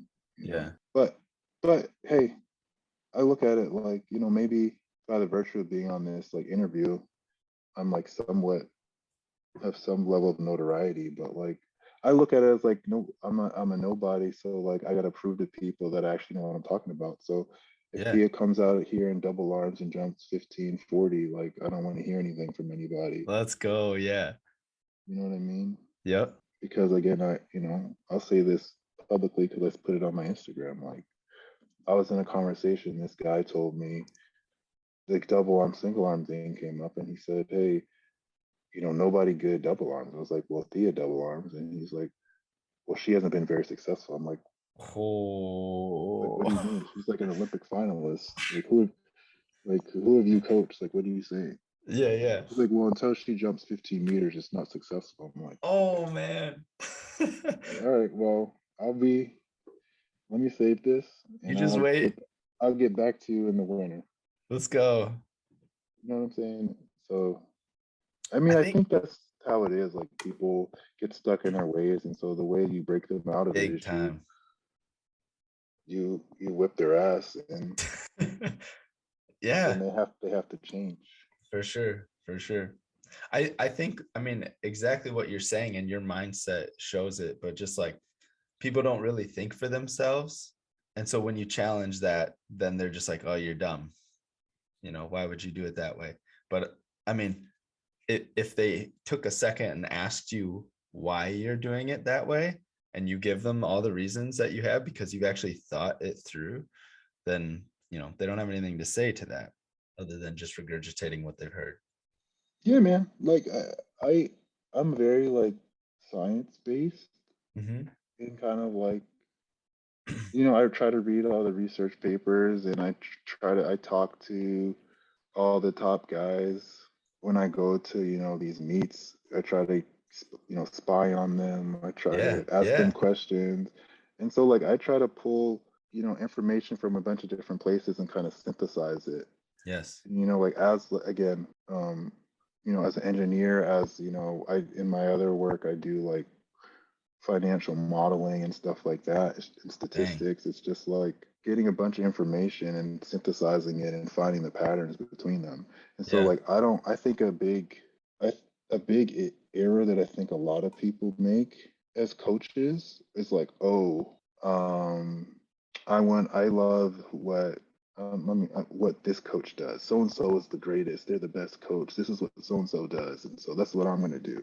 right, And like, okay, that coach is good, but like this other coach is good too, and they do it a different way. yep, This other coach is good too, and they do it a different way. yes, And so it's yes, like, let's try to find what they do, like why they do what they do, and what yes, similarities are there, and like try to try to synthesize that and do that, as opposed to hmm, I'm trying to do exactly what so and so did. right, Especially because there's always context behind stuff. yep, And like I was just talking to somebody about this the other day. Like I don't know if you've seen, like Jonathan Edwards, right? And like there was a little like it was in a magazine article, and it was like talking about the year before he broke the world record. It's like widely available online, yeah, and it's like you could look at that and be like, wow, like this is what he did. This is all he did, and it wasn't that much. But like, okay, that's what my guys are gonna do. yeah, Like no, like Jonathan Edwards has been training for a decade, and his training has evolved over the years, and he's already really fast. He was already really strong. right, He already knew what his body needed, and so like he didn't need to do that much. And like, let's say if my goal for Theo was just to jump 15 meters next year, Theo doesn't need to do that much to do that either, yeah, right? Like once you're already in this kind of tip-top shape, you don't need to do much year over year to continue to yeah, do that. for sure. If you want to improve, if you're not there yet, yeah, you need to do things differently. But like, Hmm. like again, I don't know what Rojas's goals are, but if Rojas was like fine with how she did and she got the record, she doesn't have to train that much next year. Right, yep, As long as she doesn't go crazy eating and stuff like that, she just stays fit. yeah, She could train probably like twice a week and jump 1550. yeah, yeah, or more. You know what I mean? So it's Yep, like you can't just look at what people are doing. You have to look at it within the context and who they're working with yeah, and whatever. And so again, like my point is just like I try to base everything I do off of either science or like synthesis of like what all the top people are doing. And but I also always want it to make sense. Like I yeah, always want to yeah, be able to justify what I'm doing. And right, sometimes it might be so and so did this. It seems interesting. Let me try it out. yeah, See the results. yep, But if I'm trying it out, like it's explicit that I'm trying this out. mm, yeah, yeah, and you let them know. You know. Yep. Um, but yeah. So like I said, I start getting good enough where people start listening to me, or they don't Uh, have to listen, and I'll just beat them, and it's okay. there you go. Yeah, yeah. I mean, I think, I mean, it's clear that you've got a wealth of knowledge and lots of experience to back it up too now. Yeah, man. I mean, I'm happy to have this conversation. I'm happy to talk with people. I'm just Yeah. even the Instagram stuff. I'm like kind of lazy with that. I do that. Yeah. I do that more because I know that like my athletes like it. They like to Yeah. get shout outs and stuff like that. I don't do Yeah. that for like the clout. Like I'm Right. not Right. Yeah. necessarily interested in having a million followers Right. and all that stuff because I don't know. And like even at practice, it's like I don't record. They record a lot of the stuff. I'm a bad recorder. Like I'll have the camera, someone's going, and I'd be like, "Oh no, I Yeah. missed the whole thing." Right. Right. You know. So like for me, recording is like a distraction from me coaching. Yeah, I like Right. to have the Yeah. video. So hey, so and so get the recording for me, Yeah. but I don't have time to be running beside people at practice and trying to Yep. get the crazy action shots. Like that's cool, and I love watching people's videos that have it. Right. So like, no disrespect to them doing that. I Yep. just think that's a major distraction for me Mm. because the way that I coach is every rep, every person, I'm trying to give them good feedback. Right. Yeah. And you can't do that if you're also filming. Yeah. And Yep. for me, also like looking at the camera, I don't get as good It's of not like the a same. feel for it. Yeah. And I usually like for me, the camera's kind of like backup, or it's used for me to like say, like, look, I've been telling you this 300 times, but look, here it is. Yeah. Sometimes you show the person, oh, here it is, and they're like, oh, I see what you mean. I was like, but I Yeah. said that to you 20 times already, Yeah. Yeah. you know? But like the camera doesn't usually show me stuff that I don't already see. And I think that evolves. Like I don't think that a young coach can necessarily do that. But Mm. if you've been, I've only been coaching for 10 years. It's not a lot, but I've had a pretty good success rate. But like once you've watched, I have no idea, but if you watch hundreds, like thousands, tens of thousands of jumps and videos, like you can Yes. start to just connect those Yeah. dots. And you don't have to use like I rarely record in slow motion because like I don't even sometimes I think slow motion hides stuff and I don't like Yeah. That is looking tough. at it. Hmm. So again, when my kid said this to me before, it's like someone would do a jump and I'd be like, oh, fix XYZ. And they're like, how do you see it that fast? And they go in the video and they look at the video and they can see that, but they Yeah. couldn't see it Yeah. real time. Right. You know? Yeah. You just have a trained eye now. Yeah. Yeah. It takes a while, but For sure. All right, let's transition to story time. So tell me about your Tokyo experience. What was that like? Some highlights and lowlights, if there were any. So just a general overview, like for us, because Thea represents Dominica, which is a tiny island in the Caribbean. It's literally 70,000 people in the whole country. That's how you pronounce it, Dominica? Yeah. So there's the Oh confusion man. is always there's the Dominican Republic, Right. and then there's Dominica, Yeah. and they're two separate countries. Dominican Republic, is next to Haiti, and they speak Spanish. Yeah. Dominica used to be a French colony, then it was Mm. owned by the British. So their official language is English, but they speak a lot of French and French Creole over there. So it should be La Fond instead of La Fond, right? Yeah, French. Yes. Okay. Yes. That makes sense. And the country originally was called Le Dominique, which I think it just means like beautiful or something like that. Okay. In French. But anyway, so we're part of the Pan Am, which is North and South America. They had like a training camp. And so we went like 2 weeks before the Olympics at this training camp in this town that was like maybe an hour from Tokyo. Yeah. And so like basically all the little islands in like Central America came because like the USA did their own thing, Canada did their own thing, Sure. like Brazil did their own thing, and so it was like basically the Caribbean and Latin America went to this Oh man. training camp. Dude, that had to Which have was been fun. Yeah, it was fun. It was cool, and the only reason I hesitate is just because like it was in Tokyo, so it was locked down. So like Oh, sure. we stayed Yeah, at I like didn't a think whole. about It that. was funny. I don't know if you watched any of the stuff that I posted on my story, but like Yeah.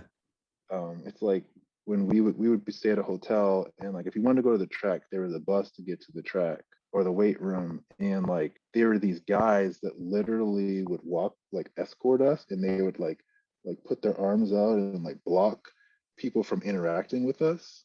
So like we're walking like literally we're just walking like a block to get to the bus, and these Yeah. guys are are walking next to us, like blocking us from like the rest of the Wow. public. Dude, they were serious about it. Yeah, they were very serious about it. But like the Tokyo people were extremely nice and stuff like that. Hmm.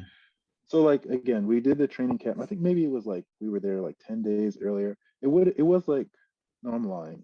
The training camp was 2 weeks, but the first week was like swimmers and like boxers or something. Okay. And then the second week was like track people. And then at the end of that, we actually left early because we went to the opening ceremony, which what would be typical if there wasn't COVID, like depending on your country, you might come up a week or two early or something. Okay. And then everybody would go to the opening ceremony, and then everybody would stay in the village for like a month, basically, Yeah. unless you wanted to leave. Wow. Okay. You would stay for the duration of the Olympics, which is Yeah. like 3 weeks or something. Yeah. But what happened this year was like they were only allowing like people that were competing early to go to the opening ceremony. Like they were Ah. basically saying like you couldn't be in the village unless it was like Yeah. 5 days before you were competing or something like Yeah. that. Yeah. And so we had to get special permission to leave the camp to go to opening ceremony because our country's so small. She was the flag bearer, like she's the only person. Yeah. Yeah. Yeah, like so she doesn't go, like nobody's going to Yeah. represent the country. Dang. Yeah. So we left that early to go there. And then being in the village was great. Like I thought it was cool. I think the village was awesome, but like we couldn't go anywhere. Like we Yeah. couldn't leave we couldn't leave to go sightseeing and do anything like that. And we couldn't, Could you interact with other athletes and coaches, or was it like so locked down? no, well, it varied. So every country would kind of had their own policies. So like, yes, you could interact for sure. But like, so like when you go to the dining hall, like every seat had like partitions of like plastic partition kind of Yeah. thing Yeah. Yeah. because you didn't have your mask on. So like, you know, just You that part felt was like you were whatever. visiting somebody in prison or something. Like Basically, yeah, like yeah, just like that. But like you had to get COVID tested every single day. every So day. every day, literally every day. Yikes. You had to get COVID tested 2 times before even getting on the flight. Then you get COVID tested when you landed at the airport, and then every single day you get COVID tested. So like with the thing up in the nose and everything. They were doing saliva tests Oh, primarily. okay. Oh, that's Primarily, less. we had before we got on the plane to get out of there, we had to do one of those deep nasal tests, like touch your brain kind of tests. Right. Yeah. Yeah. Yeah. That was bad, but yeah, we had to do it every day. But it's good as far as interaction. Like Dominica happened to be in the same building that Netherlands was in, and Oh, sweet. Netherlands pretty much owned it. Let me not say owned, but like if you've never been in an Olympic Village, like what they do is every country has like everyone who's part of the delegation is in the same area, Okay. right? So like if you're a big country, the United States, for instance, has a whole building. It's just the United States. Like Makes that's how sense. big their delegation is. Yeah. And that might also be true for some like Great Britain or some of these other countries that are Yeah. big. Netherlands was pretty big. So Netherlands probably was like 80% of our building. Oh, And then there was just like random, like tiny, like we had yeah. one suite just for Dominica. But anyway, so like when we go into Netherlands, it's like to our building, it's like Netherlands has stuff in the elevator and they have like signs up. They have like their own like massage area, like spa area. They have like brought Yeah. their own bikes, extras. They have their own like Wow. stuff. And like Netherlands is like we're not playing around. Like Yeah. they have like they had like smoothie machines and like they brought. I Sheesh. was like, I don't even know how the heck they got all this stuff over here. Yeah. But Yeah. but like their policy was that they weren't even allowed to go in elevators with other people, like other countries. Ah. Yeah. Yeah. You know what I'm saying? Yeah. Um, but yeah, people could interact, like, but there was not like a lot of, I guess, like there was a recreation area where they had, like ping pong and pool and like darts and like that type of fun stuff, but it wasn't as much as it might have been other years.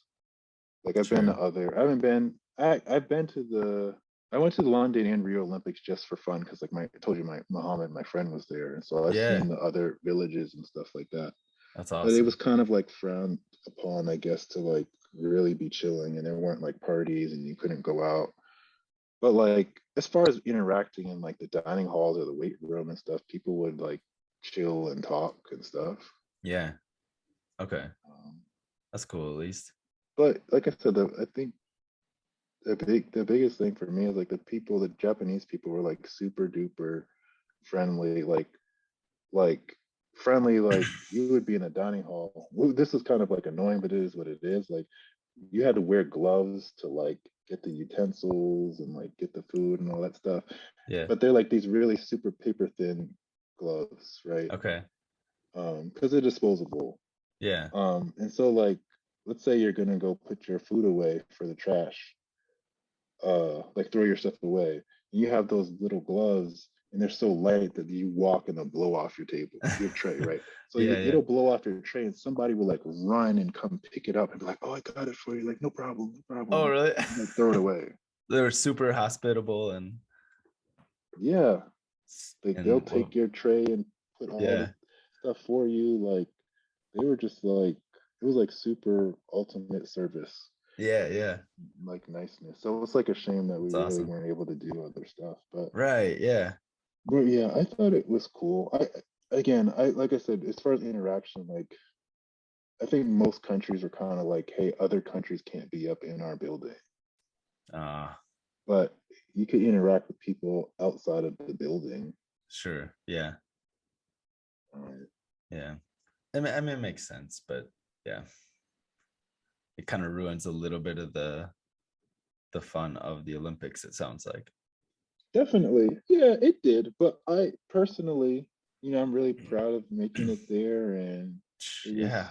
it was still a great experience for me. I mean, the food was really good and stuff, and yeah, I would have rather been able to explore Japan because it's like a great city, Yeah.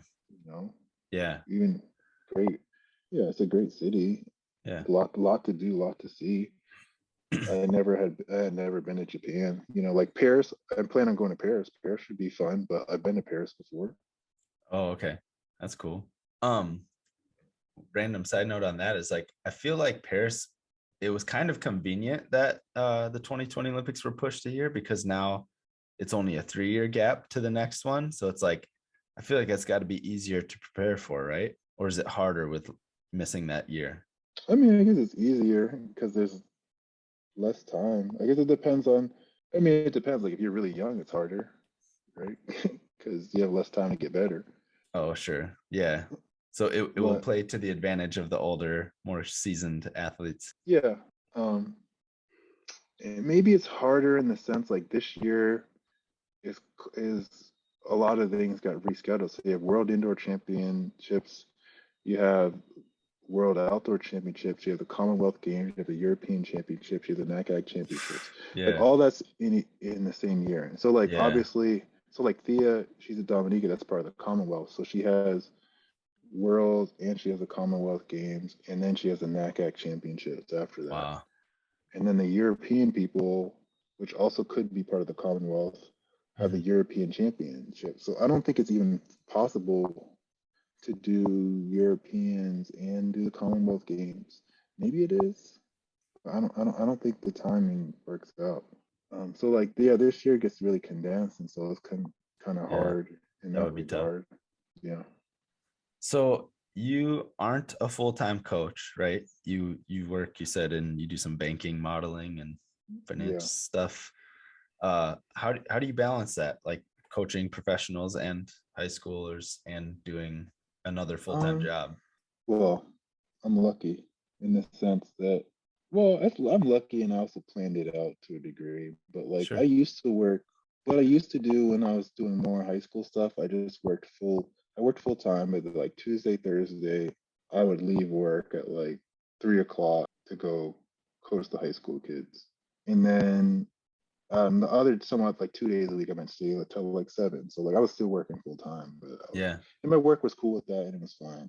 And then what I've kind of transitioned to is like I just work half time. I work 20 hours, 25 hours a week. But because I spent all that time early in my career kind of like getting like a good reputation or whatever, Yeah. I can work half time and still make a good amount of money. Yeah.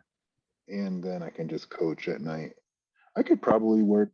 I might up my hours a little bit, um, but I don't have to, um, because like for me, like, as I mentioned earlier, it's like I think like it's more fulfilling to like coach. Yeah, It's more fun, and so like why not have more fun? Like obviously, and I'm privileged in that sense that I can have a job where I can work half time and still be make more than most people. But again, that's that's like kind awesome. of what my goal was. And I still have the option to work full time later or whatever. But it's still kind of a lot. Like in the morning I do, I do the business stuff, and then right now I don't coach at a specific high school. So I just coach, I have a bunch of sessions I coach at maybe sometimes 4:30, but usually 5:30 group. I have a sometimes a 5, a 6, a 6:30 or Yeah, 7 group. Like so, one day maybe I'll coach 15 people. do And I you do try you to stagger it. sure, do you coach through like a club, or do you have like your own, I don't know, some sort of Um, organization that you set up, or I just so the high most of the high school kids I coach are through club. okay? I have a couple private kids, and then like my elite group, if you want to call it that, like that's just private. But I'm not super formal. Like again, that's kind of like what I was talking about, like Instagram and stuff. Like I'm not saying that having a brand is not important, but it's like I have plenty of people that hit me up on Instagram. Like I don't necessarily need to have Yeah, some company and all this logos and all that stuff. Like yeah, it's cool, but I want people to know me because I'm a really good coach, not because I have a cool logo. So yep, it's pretty informal. Hey, if you want to get that working, hit me up and we can do it. nice. So, what was your degree from Cornell? Electrical and computer engineering. So, do you write code for this company that you work for, or what kind of? I do. I don't write code as much as I used to because I usually help manage people that write code. Okay, But I used to write a lot of code. I know maybe like 4 different languages. which ones? I know, well,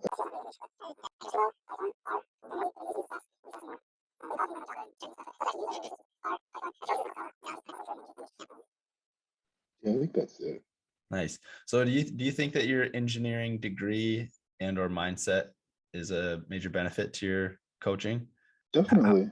how do you see it kind of coming into play? I mean, I think that like you need to understand like the physics of it. So you as an engineer, you have a lot of like physics background. I don't think you need to know like graduate level physics. I think, you need like intro physics stuff you learn in high school, I think is probably enough. But like because I've gone through stuff that's a lot harder than that, like maybe it's like easier for me. So like when I'm reading, I can read research papers and it's not like a problem for me. Okay. But sometimes I might show stuff to other coaches and then be like, I have no idea what's happening here. Yeah. And also because like I use a lot of statistics, like I think that helps a ton for research papers when you're talking about like, is this statistically significant? Like what's the effect size and all that stuff? Like actually Yeah. understanding what that means. Um, but I also think that like as an engineer, and maybe this is just me personally, like I like try to be really efficient. Hmm. And so like I write like I've written my I wouldn't call them like apps, but like if I'm on Google Sheets, I create all these different formulas. Like I have a weightlifting sheet that like you can set it up and it will calculate like projected maxes automatically. Like people can like put in, oh, I improved my lift today, and it'll like change colors and it'll tell you what Yeah. your goal. Your goal could be dynamic based off of how much you weigh and what ratio you want. And so like Love I that. can build that stuff pretty easily, and like that's fun for me.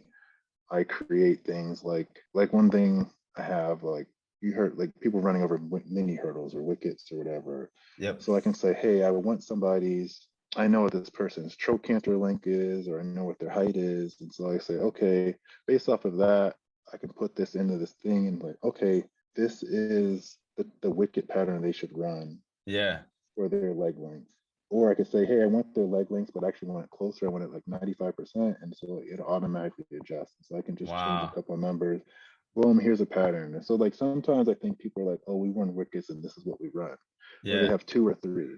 Yeah. I have like an Unlimited. infinite amount. Yeah. Because I can just say, hey, this is what I want this person to run right here, or I want to adjust it by like an inch, and so I just change the number here, and it just automatically spits it out.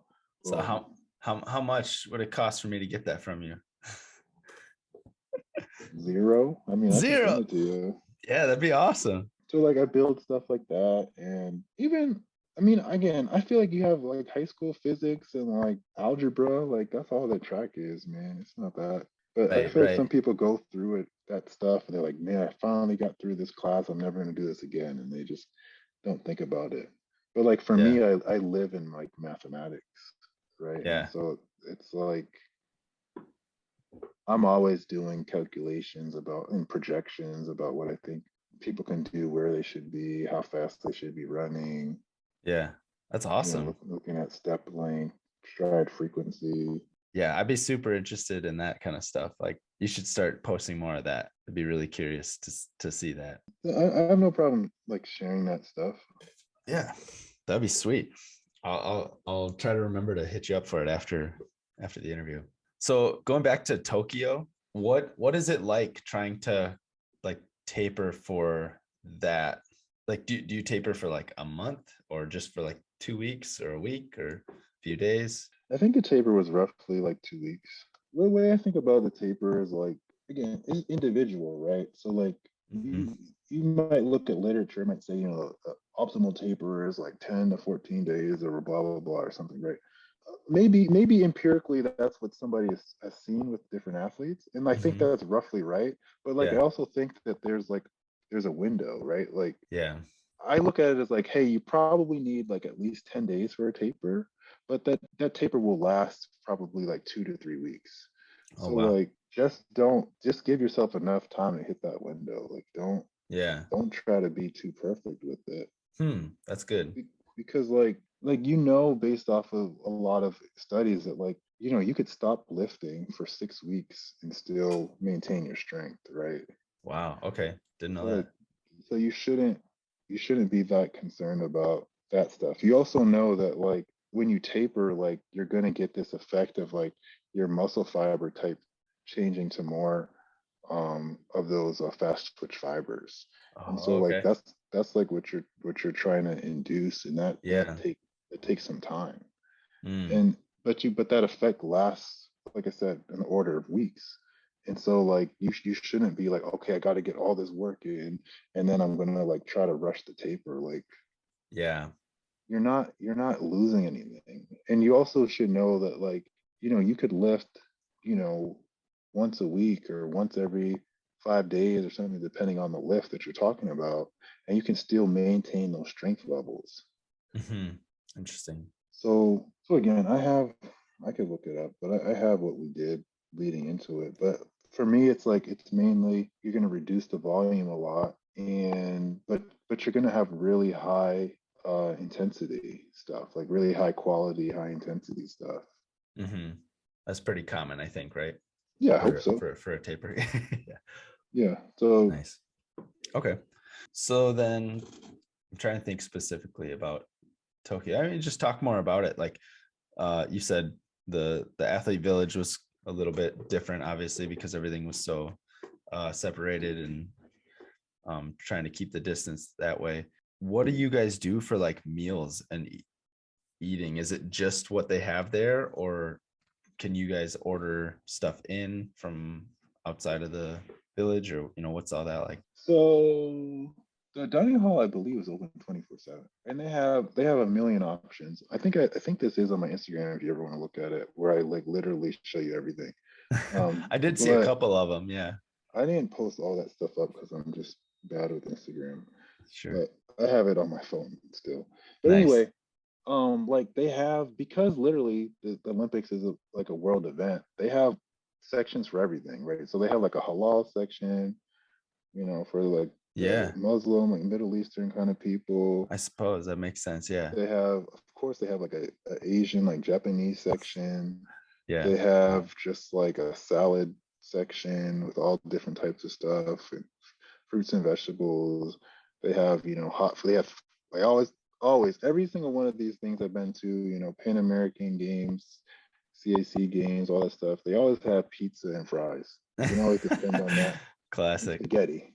Yeah, Yeah. spaghetti, pizza, and fries will always be there, and like grilled chicken. Yeah. You know?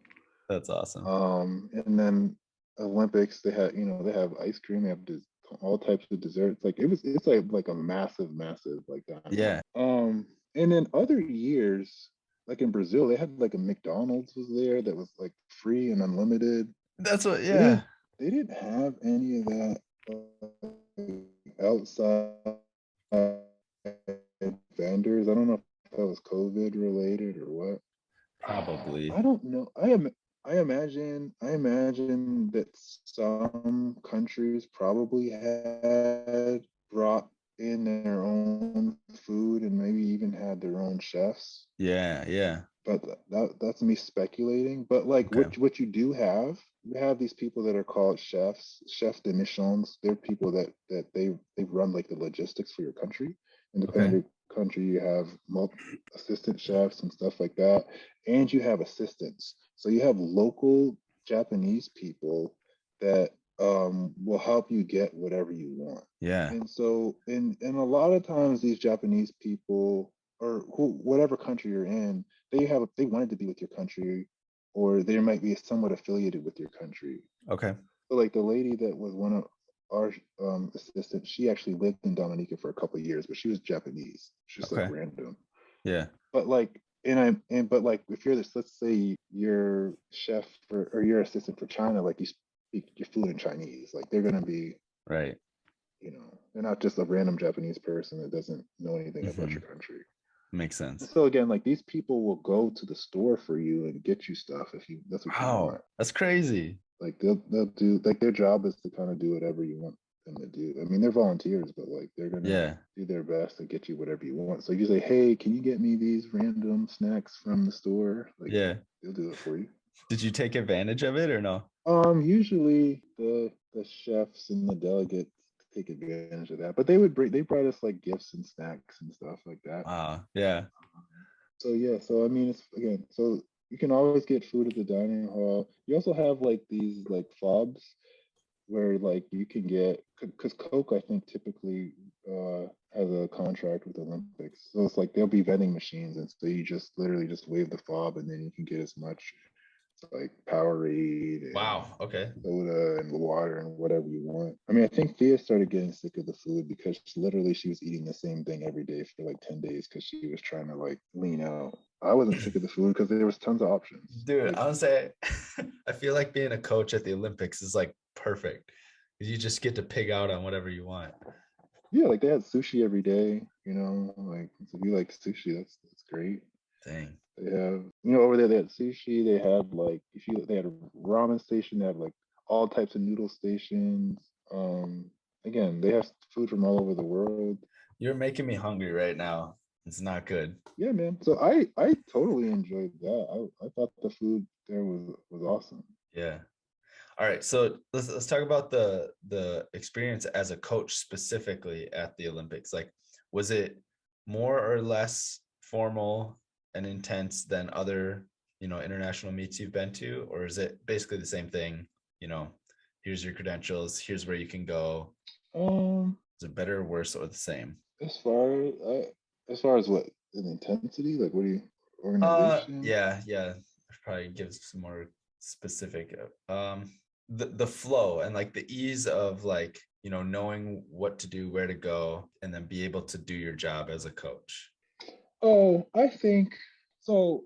I don't. I mean, I can give you the details. Maybe it's not super interesting, but like I think that at like the Worlds and the Olympics, there's a lot of like process type things related to coaching. And so, like for example, like you have to. So this is actually becomes a problem, and I'm not going to put people on blast or whatever, but like certain times, there's certain countries where it's like, okay, if you're not, I'm fortunate that I coach for Dominica, and I'm actually a national team coach because he is the best athlete, and she has that type of leverage, Okay, right? right. But other countries, it might be, hey, you're just a personal coach, and we have another guy who's the jumps coach, and maybe they coach another athlete, or maybe they don't coach any of the athletes actually. Yeah. And so it's like, Okay, so the way it works is at the Olympics and World Championships is that there's the coaching section. This year it didn't necessarily matter that much because there were no fans, Yeah, yeah. but you only get one pass per athlete. Okay. So you have this thing called the TIC pass. There's the Technical Information Center pass, which is where you go to pick up all this stuff. Like you have to like declare your athletes, you have to like say what shoes they're wearing. Yeah. This is the stuff that I would do because I'm the head coach or whatever. You Yeah. have you pick up the schedules and you get the bibs, and Yep. you also get the tickets for each day. So they'll give you a ticket or a pass that says, hey, this is for women's triple jump prelims. You get Yeah. one per athlete. Man. Some countries would be like, okay, we're giving that to our jumps coach or our head coach. Yeah. And you're the personal coach, and so you don't even get that. So there are people that will be at the World Championships, Olympics, and their coach is not allowed there because their delegation was just being weird Yeah. about it. Dang, that sucks. And so, like, I guess to answer your question, like, yeah, you have to go through a lot of these other procedural things. But like for a Diamond League meet, it might be like, okay, in your packet, here's the coach's pass, and I just pull up to the meet and I just walk over to the thing. Yeah. So informal. Yeah. But the Olympics and stuff is like there's a lot of procedures and stuff that you have to follow, certain passes. Gotcha. Okay. But I mean, I think it was really well run. Yeah. This is not specific to Japan. It's just how it would Yeah. be at Worlds or Olympics. Right. Yeah. Yeah. And that's more so what I'm asking, you know, like as somebody who's never been to an Olympics, you know, just curious to see what it was like as a coach. Yeah. Yeah. But I think some of the difficulty can be like at the Olympics compared to even some pro meets, it's like you can't really get very close to the athletes. Yeah, for sure. Like sometimes like they can come up to you and talk to you, but like you can't like get near the runway or get on the track or anything like that. They're very specific about that type of thing. And like at a pro meet, in any pro meet, there's always like a call room. I don't know if you're familiar with that, but like you would never see the call room except at a pro meet. So the call room is like the way it works is you have a start time. Let's say you're starting, I'm making this time up, 7 p.m. Sure. You might say, hey, the call room time is at 6:05 and the call room closes at 6:15. And if like you're not in the call room by 6:15, like they can legally like scratch you from the meet. Wow. And then Yeah. you go into, so only the athletes can go in the car room. So they go in the car room, they check your uniforms and make sure your logos are right. Spikes, and make sure your spikes are right and your bag and all your apparel is within the rules defined by the uniform guidelines, and you can't have electronics and all that stuff. And so they're in there for like 15 minutes, where like literally there's people like checking everything and going through your bag and making sure everything's right.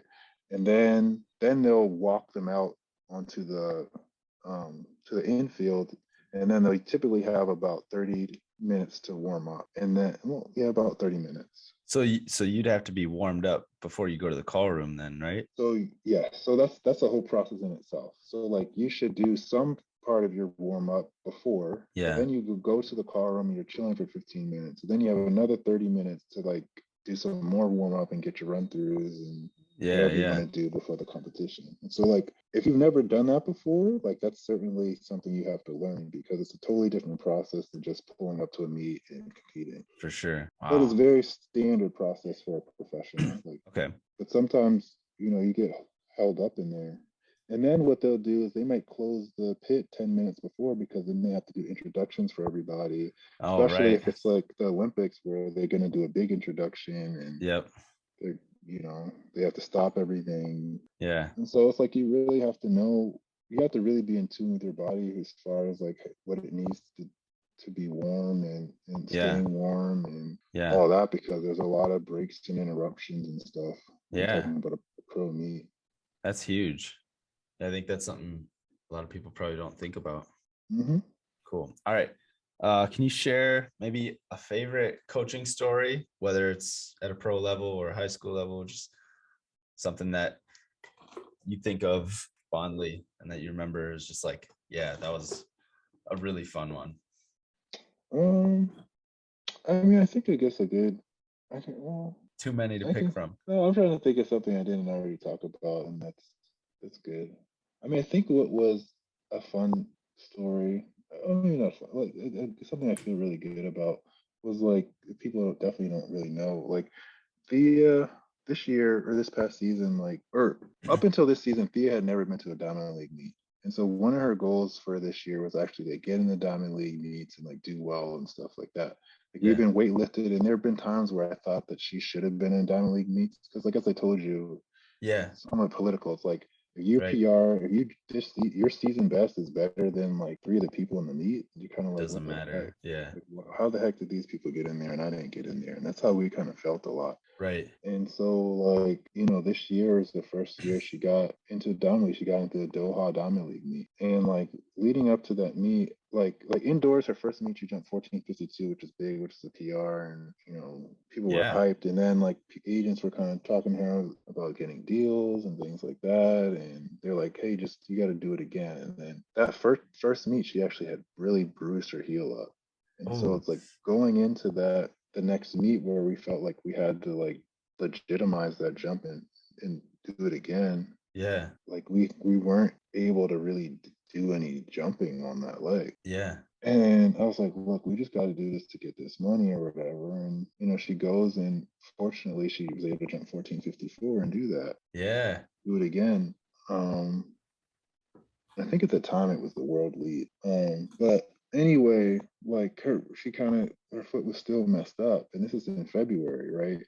Mm-hmm. And so we didn't really compete that much until the Diamond League meet in May. And that whole time, literally, we weren't able to do any triple jump stuff on her triple jump leg, like on her hop leg. And so, like, fortunately, what we do is when we do drills, we do drills on both sides. Yep. Yeah. And so we had just worked on that side the whole time. And like coming into the Diamond League meet, I think she was like, we had to fly all the way to Doha, which is like 12-hour flight, and the time zones are really different. And we hadn't competed in like 2 months. And then for her not to literally had not jumped on her leg at all, Yeah. to go there and jump 14:57, which at the time it was slightly windy, but it was her farthest jump ever, was like, Yeah. Yeah. I think like really like good outcome for her, considering, like I said, her foot was messed up, her plantar fasciitis or heel Yeah. bruise, Yeah. whatever you want to call it. And Sure. it just shows that like we had a really good plan and she's in really good shape, and that like we can kind of work through anything. That's awesome. Yeah.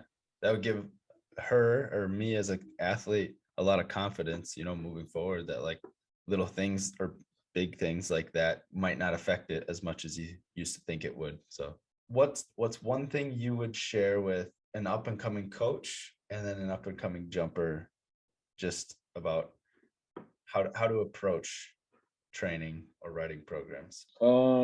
I think as far as training, like be like really good at the fundamentals, Mm. and like whatever you do, have a good reason for it. Yeah. Yeah. Like I just think that there's a lot of programs that kind of just have fluff or stuff that is what I did in college, or this is what my coach used to do, or whatever. Like, Yeah. whatever you do, have a reason. Like, hey, we're doing this. It doesn't have to be necessarily tied exactly to jumping far, but you could say, hey, we're doing this because having variety in the training program reduces monotony and increases engagement. Yeah. Yeah. Like, that's a reason. That's fine. Yeah. Nice. But like, don't, hey, but it shouldn't just be like busy work, or we just do this because that's what we've done. You Awesome. know, Yeah. as far as building programs, is something I think is super important. Like, and maybe this is a secret of mine too, which you might be shocked. But like, I don't write out yearly programs. I know coaches love to do that, and they get like really hyped and excited. Like, I got the master plan. Look at my Yeah. Excel sheet Yeah. and look at all the waves and the blah blah blah. And like, okay, like that's cool. And like, I'm not. It's not bad to do that. I think everybody should do that at least initially, so they know how to do it. Yeah. Yeah. And like, I've taken, USATF classes and stuff. I know how to do that. But like, I think what happens is that people made the master plan, or they got the master plan from somebody else, and they feel like they can't deviate from it. Right. Yeah. That's a big piece. And so like, you have to your best information is what you see and what the athlete is communicating to you. Mm. So of course there are going to always be hypochondriac kids or soft kids or whatever you want to call it, and you have to like kind of get rid of the noise, right? Like you can't listen to every single thing that they say and like adjust to every single thing that they say. Yeah. But like for me, when I go to practice, most days I ask everybody, "Hey, how are you doing? How are you Yeah. feeling?" Right. And I think people genuinely believe that I care about how they're Yeah. feeling. And that could be mentally, that could be, is anything sore? Is anything hurting? Right. And like, and then you look at them, you see how they're moving, like, dang, so and so told me they're not feeling well, they look bad. Let's not do this today. Yeah. Like, you have to be okay with doing that. Yep. Yep. Like I sent, like, let me not say that I sent a kid home, but like the kid didn't look good. And I was like, bro, like, look, there's no point of forcing this. Like, if we're gonna Yeah. do this, it needs to be high quality. It's fine. And they felt like I was like punishing them. I was like, no, it's okay. Yeah. Yeah. Then they came back the next day and had their best practice ever. Nice. Huh, weird how that works. You know? Yeah. So it's like coming up with the master plan, like you don't know what's gonna happen. People are gonna get sick, people are gonna get hurt. Not hurt, but like maybe a little thing here and there. Yeah. Yeah. I mean, they Like, and could. so Yeah. you always are gonna have to adjust. So like for me, I'm kind of like, yes, of course I know that the world championships are this time and this meet is that time. And I work backwards to a degree and say, hey, we need to be here to be ready for this meet. Yeah. But like I'm working week to week, and I think of maybe big chunks of like, okay, maybe these 6 weeks, I'm trying to do this general thing. I'm Yeah. trying to build this, but week to Yep. week and day to day, I'm changing stuff depending on Mm, how people responded to the last right. practice and how they're feeling that day. That's super interesting. I like that. Cool. Because it's like I think like overcooking is way worse than like undercooking in this analogy. Like if Yeah. somebody misses a day, it doesn't matter. Right. If somebody does too much one day and gets hurt, that really matters. Yeah. Yeah. Yeah. That's a really good analogy. So like just chill, like it'll be okay. They don't have to die today. Like Yeah. Nice. Cool. Cool. Yeah, that's perfect. All right. And then the last bit will be what are you up to? Like what's next for you? And what are you working for towards or training towards next? I mean, my high school kids have a meet, first week of December. So that's what I'm looking Wow. forward with them. Okay. So that's Nice. like 3 weeks. Yeah. Or is it 3 weeks? 2 weeks? Yeah, I think it's like 3 weeks from now, maybe two even. Let me see. No, 2 weeks from Yeah. tomorrow. Wow. Um, and like I told you, Thea's not competing. She'll probably do a couple meets in February, and then the February. World Championships is coming up. Indoor In worlds? the Indoor World in Yep. March. Okay. So Nice. that's the big day, and I said it. Maybe the whole world knows now, but like, we're trying to jump 15 meters indoors. Let's go. So Yep. we'll see.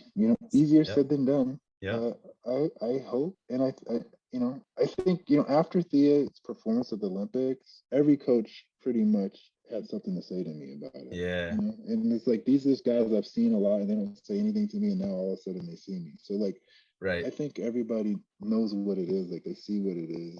Yeah. Like it's not, again, fouls don't count, but like, and I'm sure this is being a jumper. Like people are like, yeah, man, I had these big fouls and blah blah blah and whatever. Like okay, yes, this was a big foul, but like y'all saw it on TV. It was at the Olympics. Like this is like legit. Like Yep. Yep. everybody saw it. People Right. respect it, and not to mention that first jump in the prelim, she jumped 1460. Like that's huge.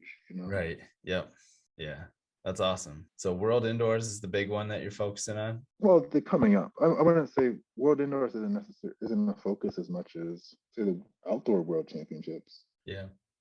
But like that's the first thing that we're working towards. I Yeah. expect her to be in 15-meter shape for that, and I expect her to be in better shape outdoors. Nice. Do you take like a month break between indoor and outdoor, or do you just keep training all the way through? I haven't done that. Well, definitely never taken a month off.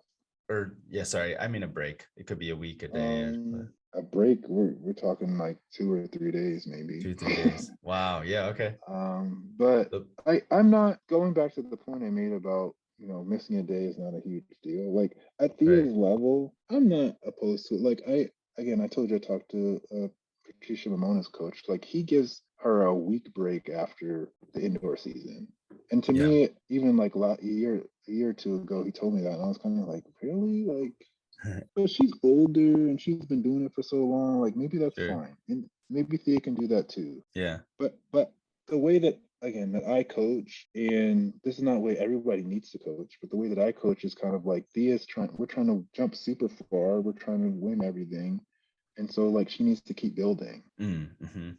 And so, I again, I think there are definitely coaches that I feel like kind of just doing the same thing year over year, and they get like incrementally better, and that's not what I'm trying to do. Right. Right. But again, in Ramona's case, she's been jumping super far for a long time, and she had a monster season, so she probably doesn't need to be changing that much. I think she has Mm. damn good technique Yeah. too, like so Yeah. she's fine. Yep. And maybe Thea is there now, but she wasn't there a year ago or 2 years ago. Yeah, sure. You know. Yep, for sure. It's a big puzzle to solve, but that's awesome. I think you're doing a really good job at it. Thank you. Yeah. Thank you for taking the time and chatting with me, sharing all the goods from your experience. Yeah, man, no problem.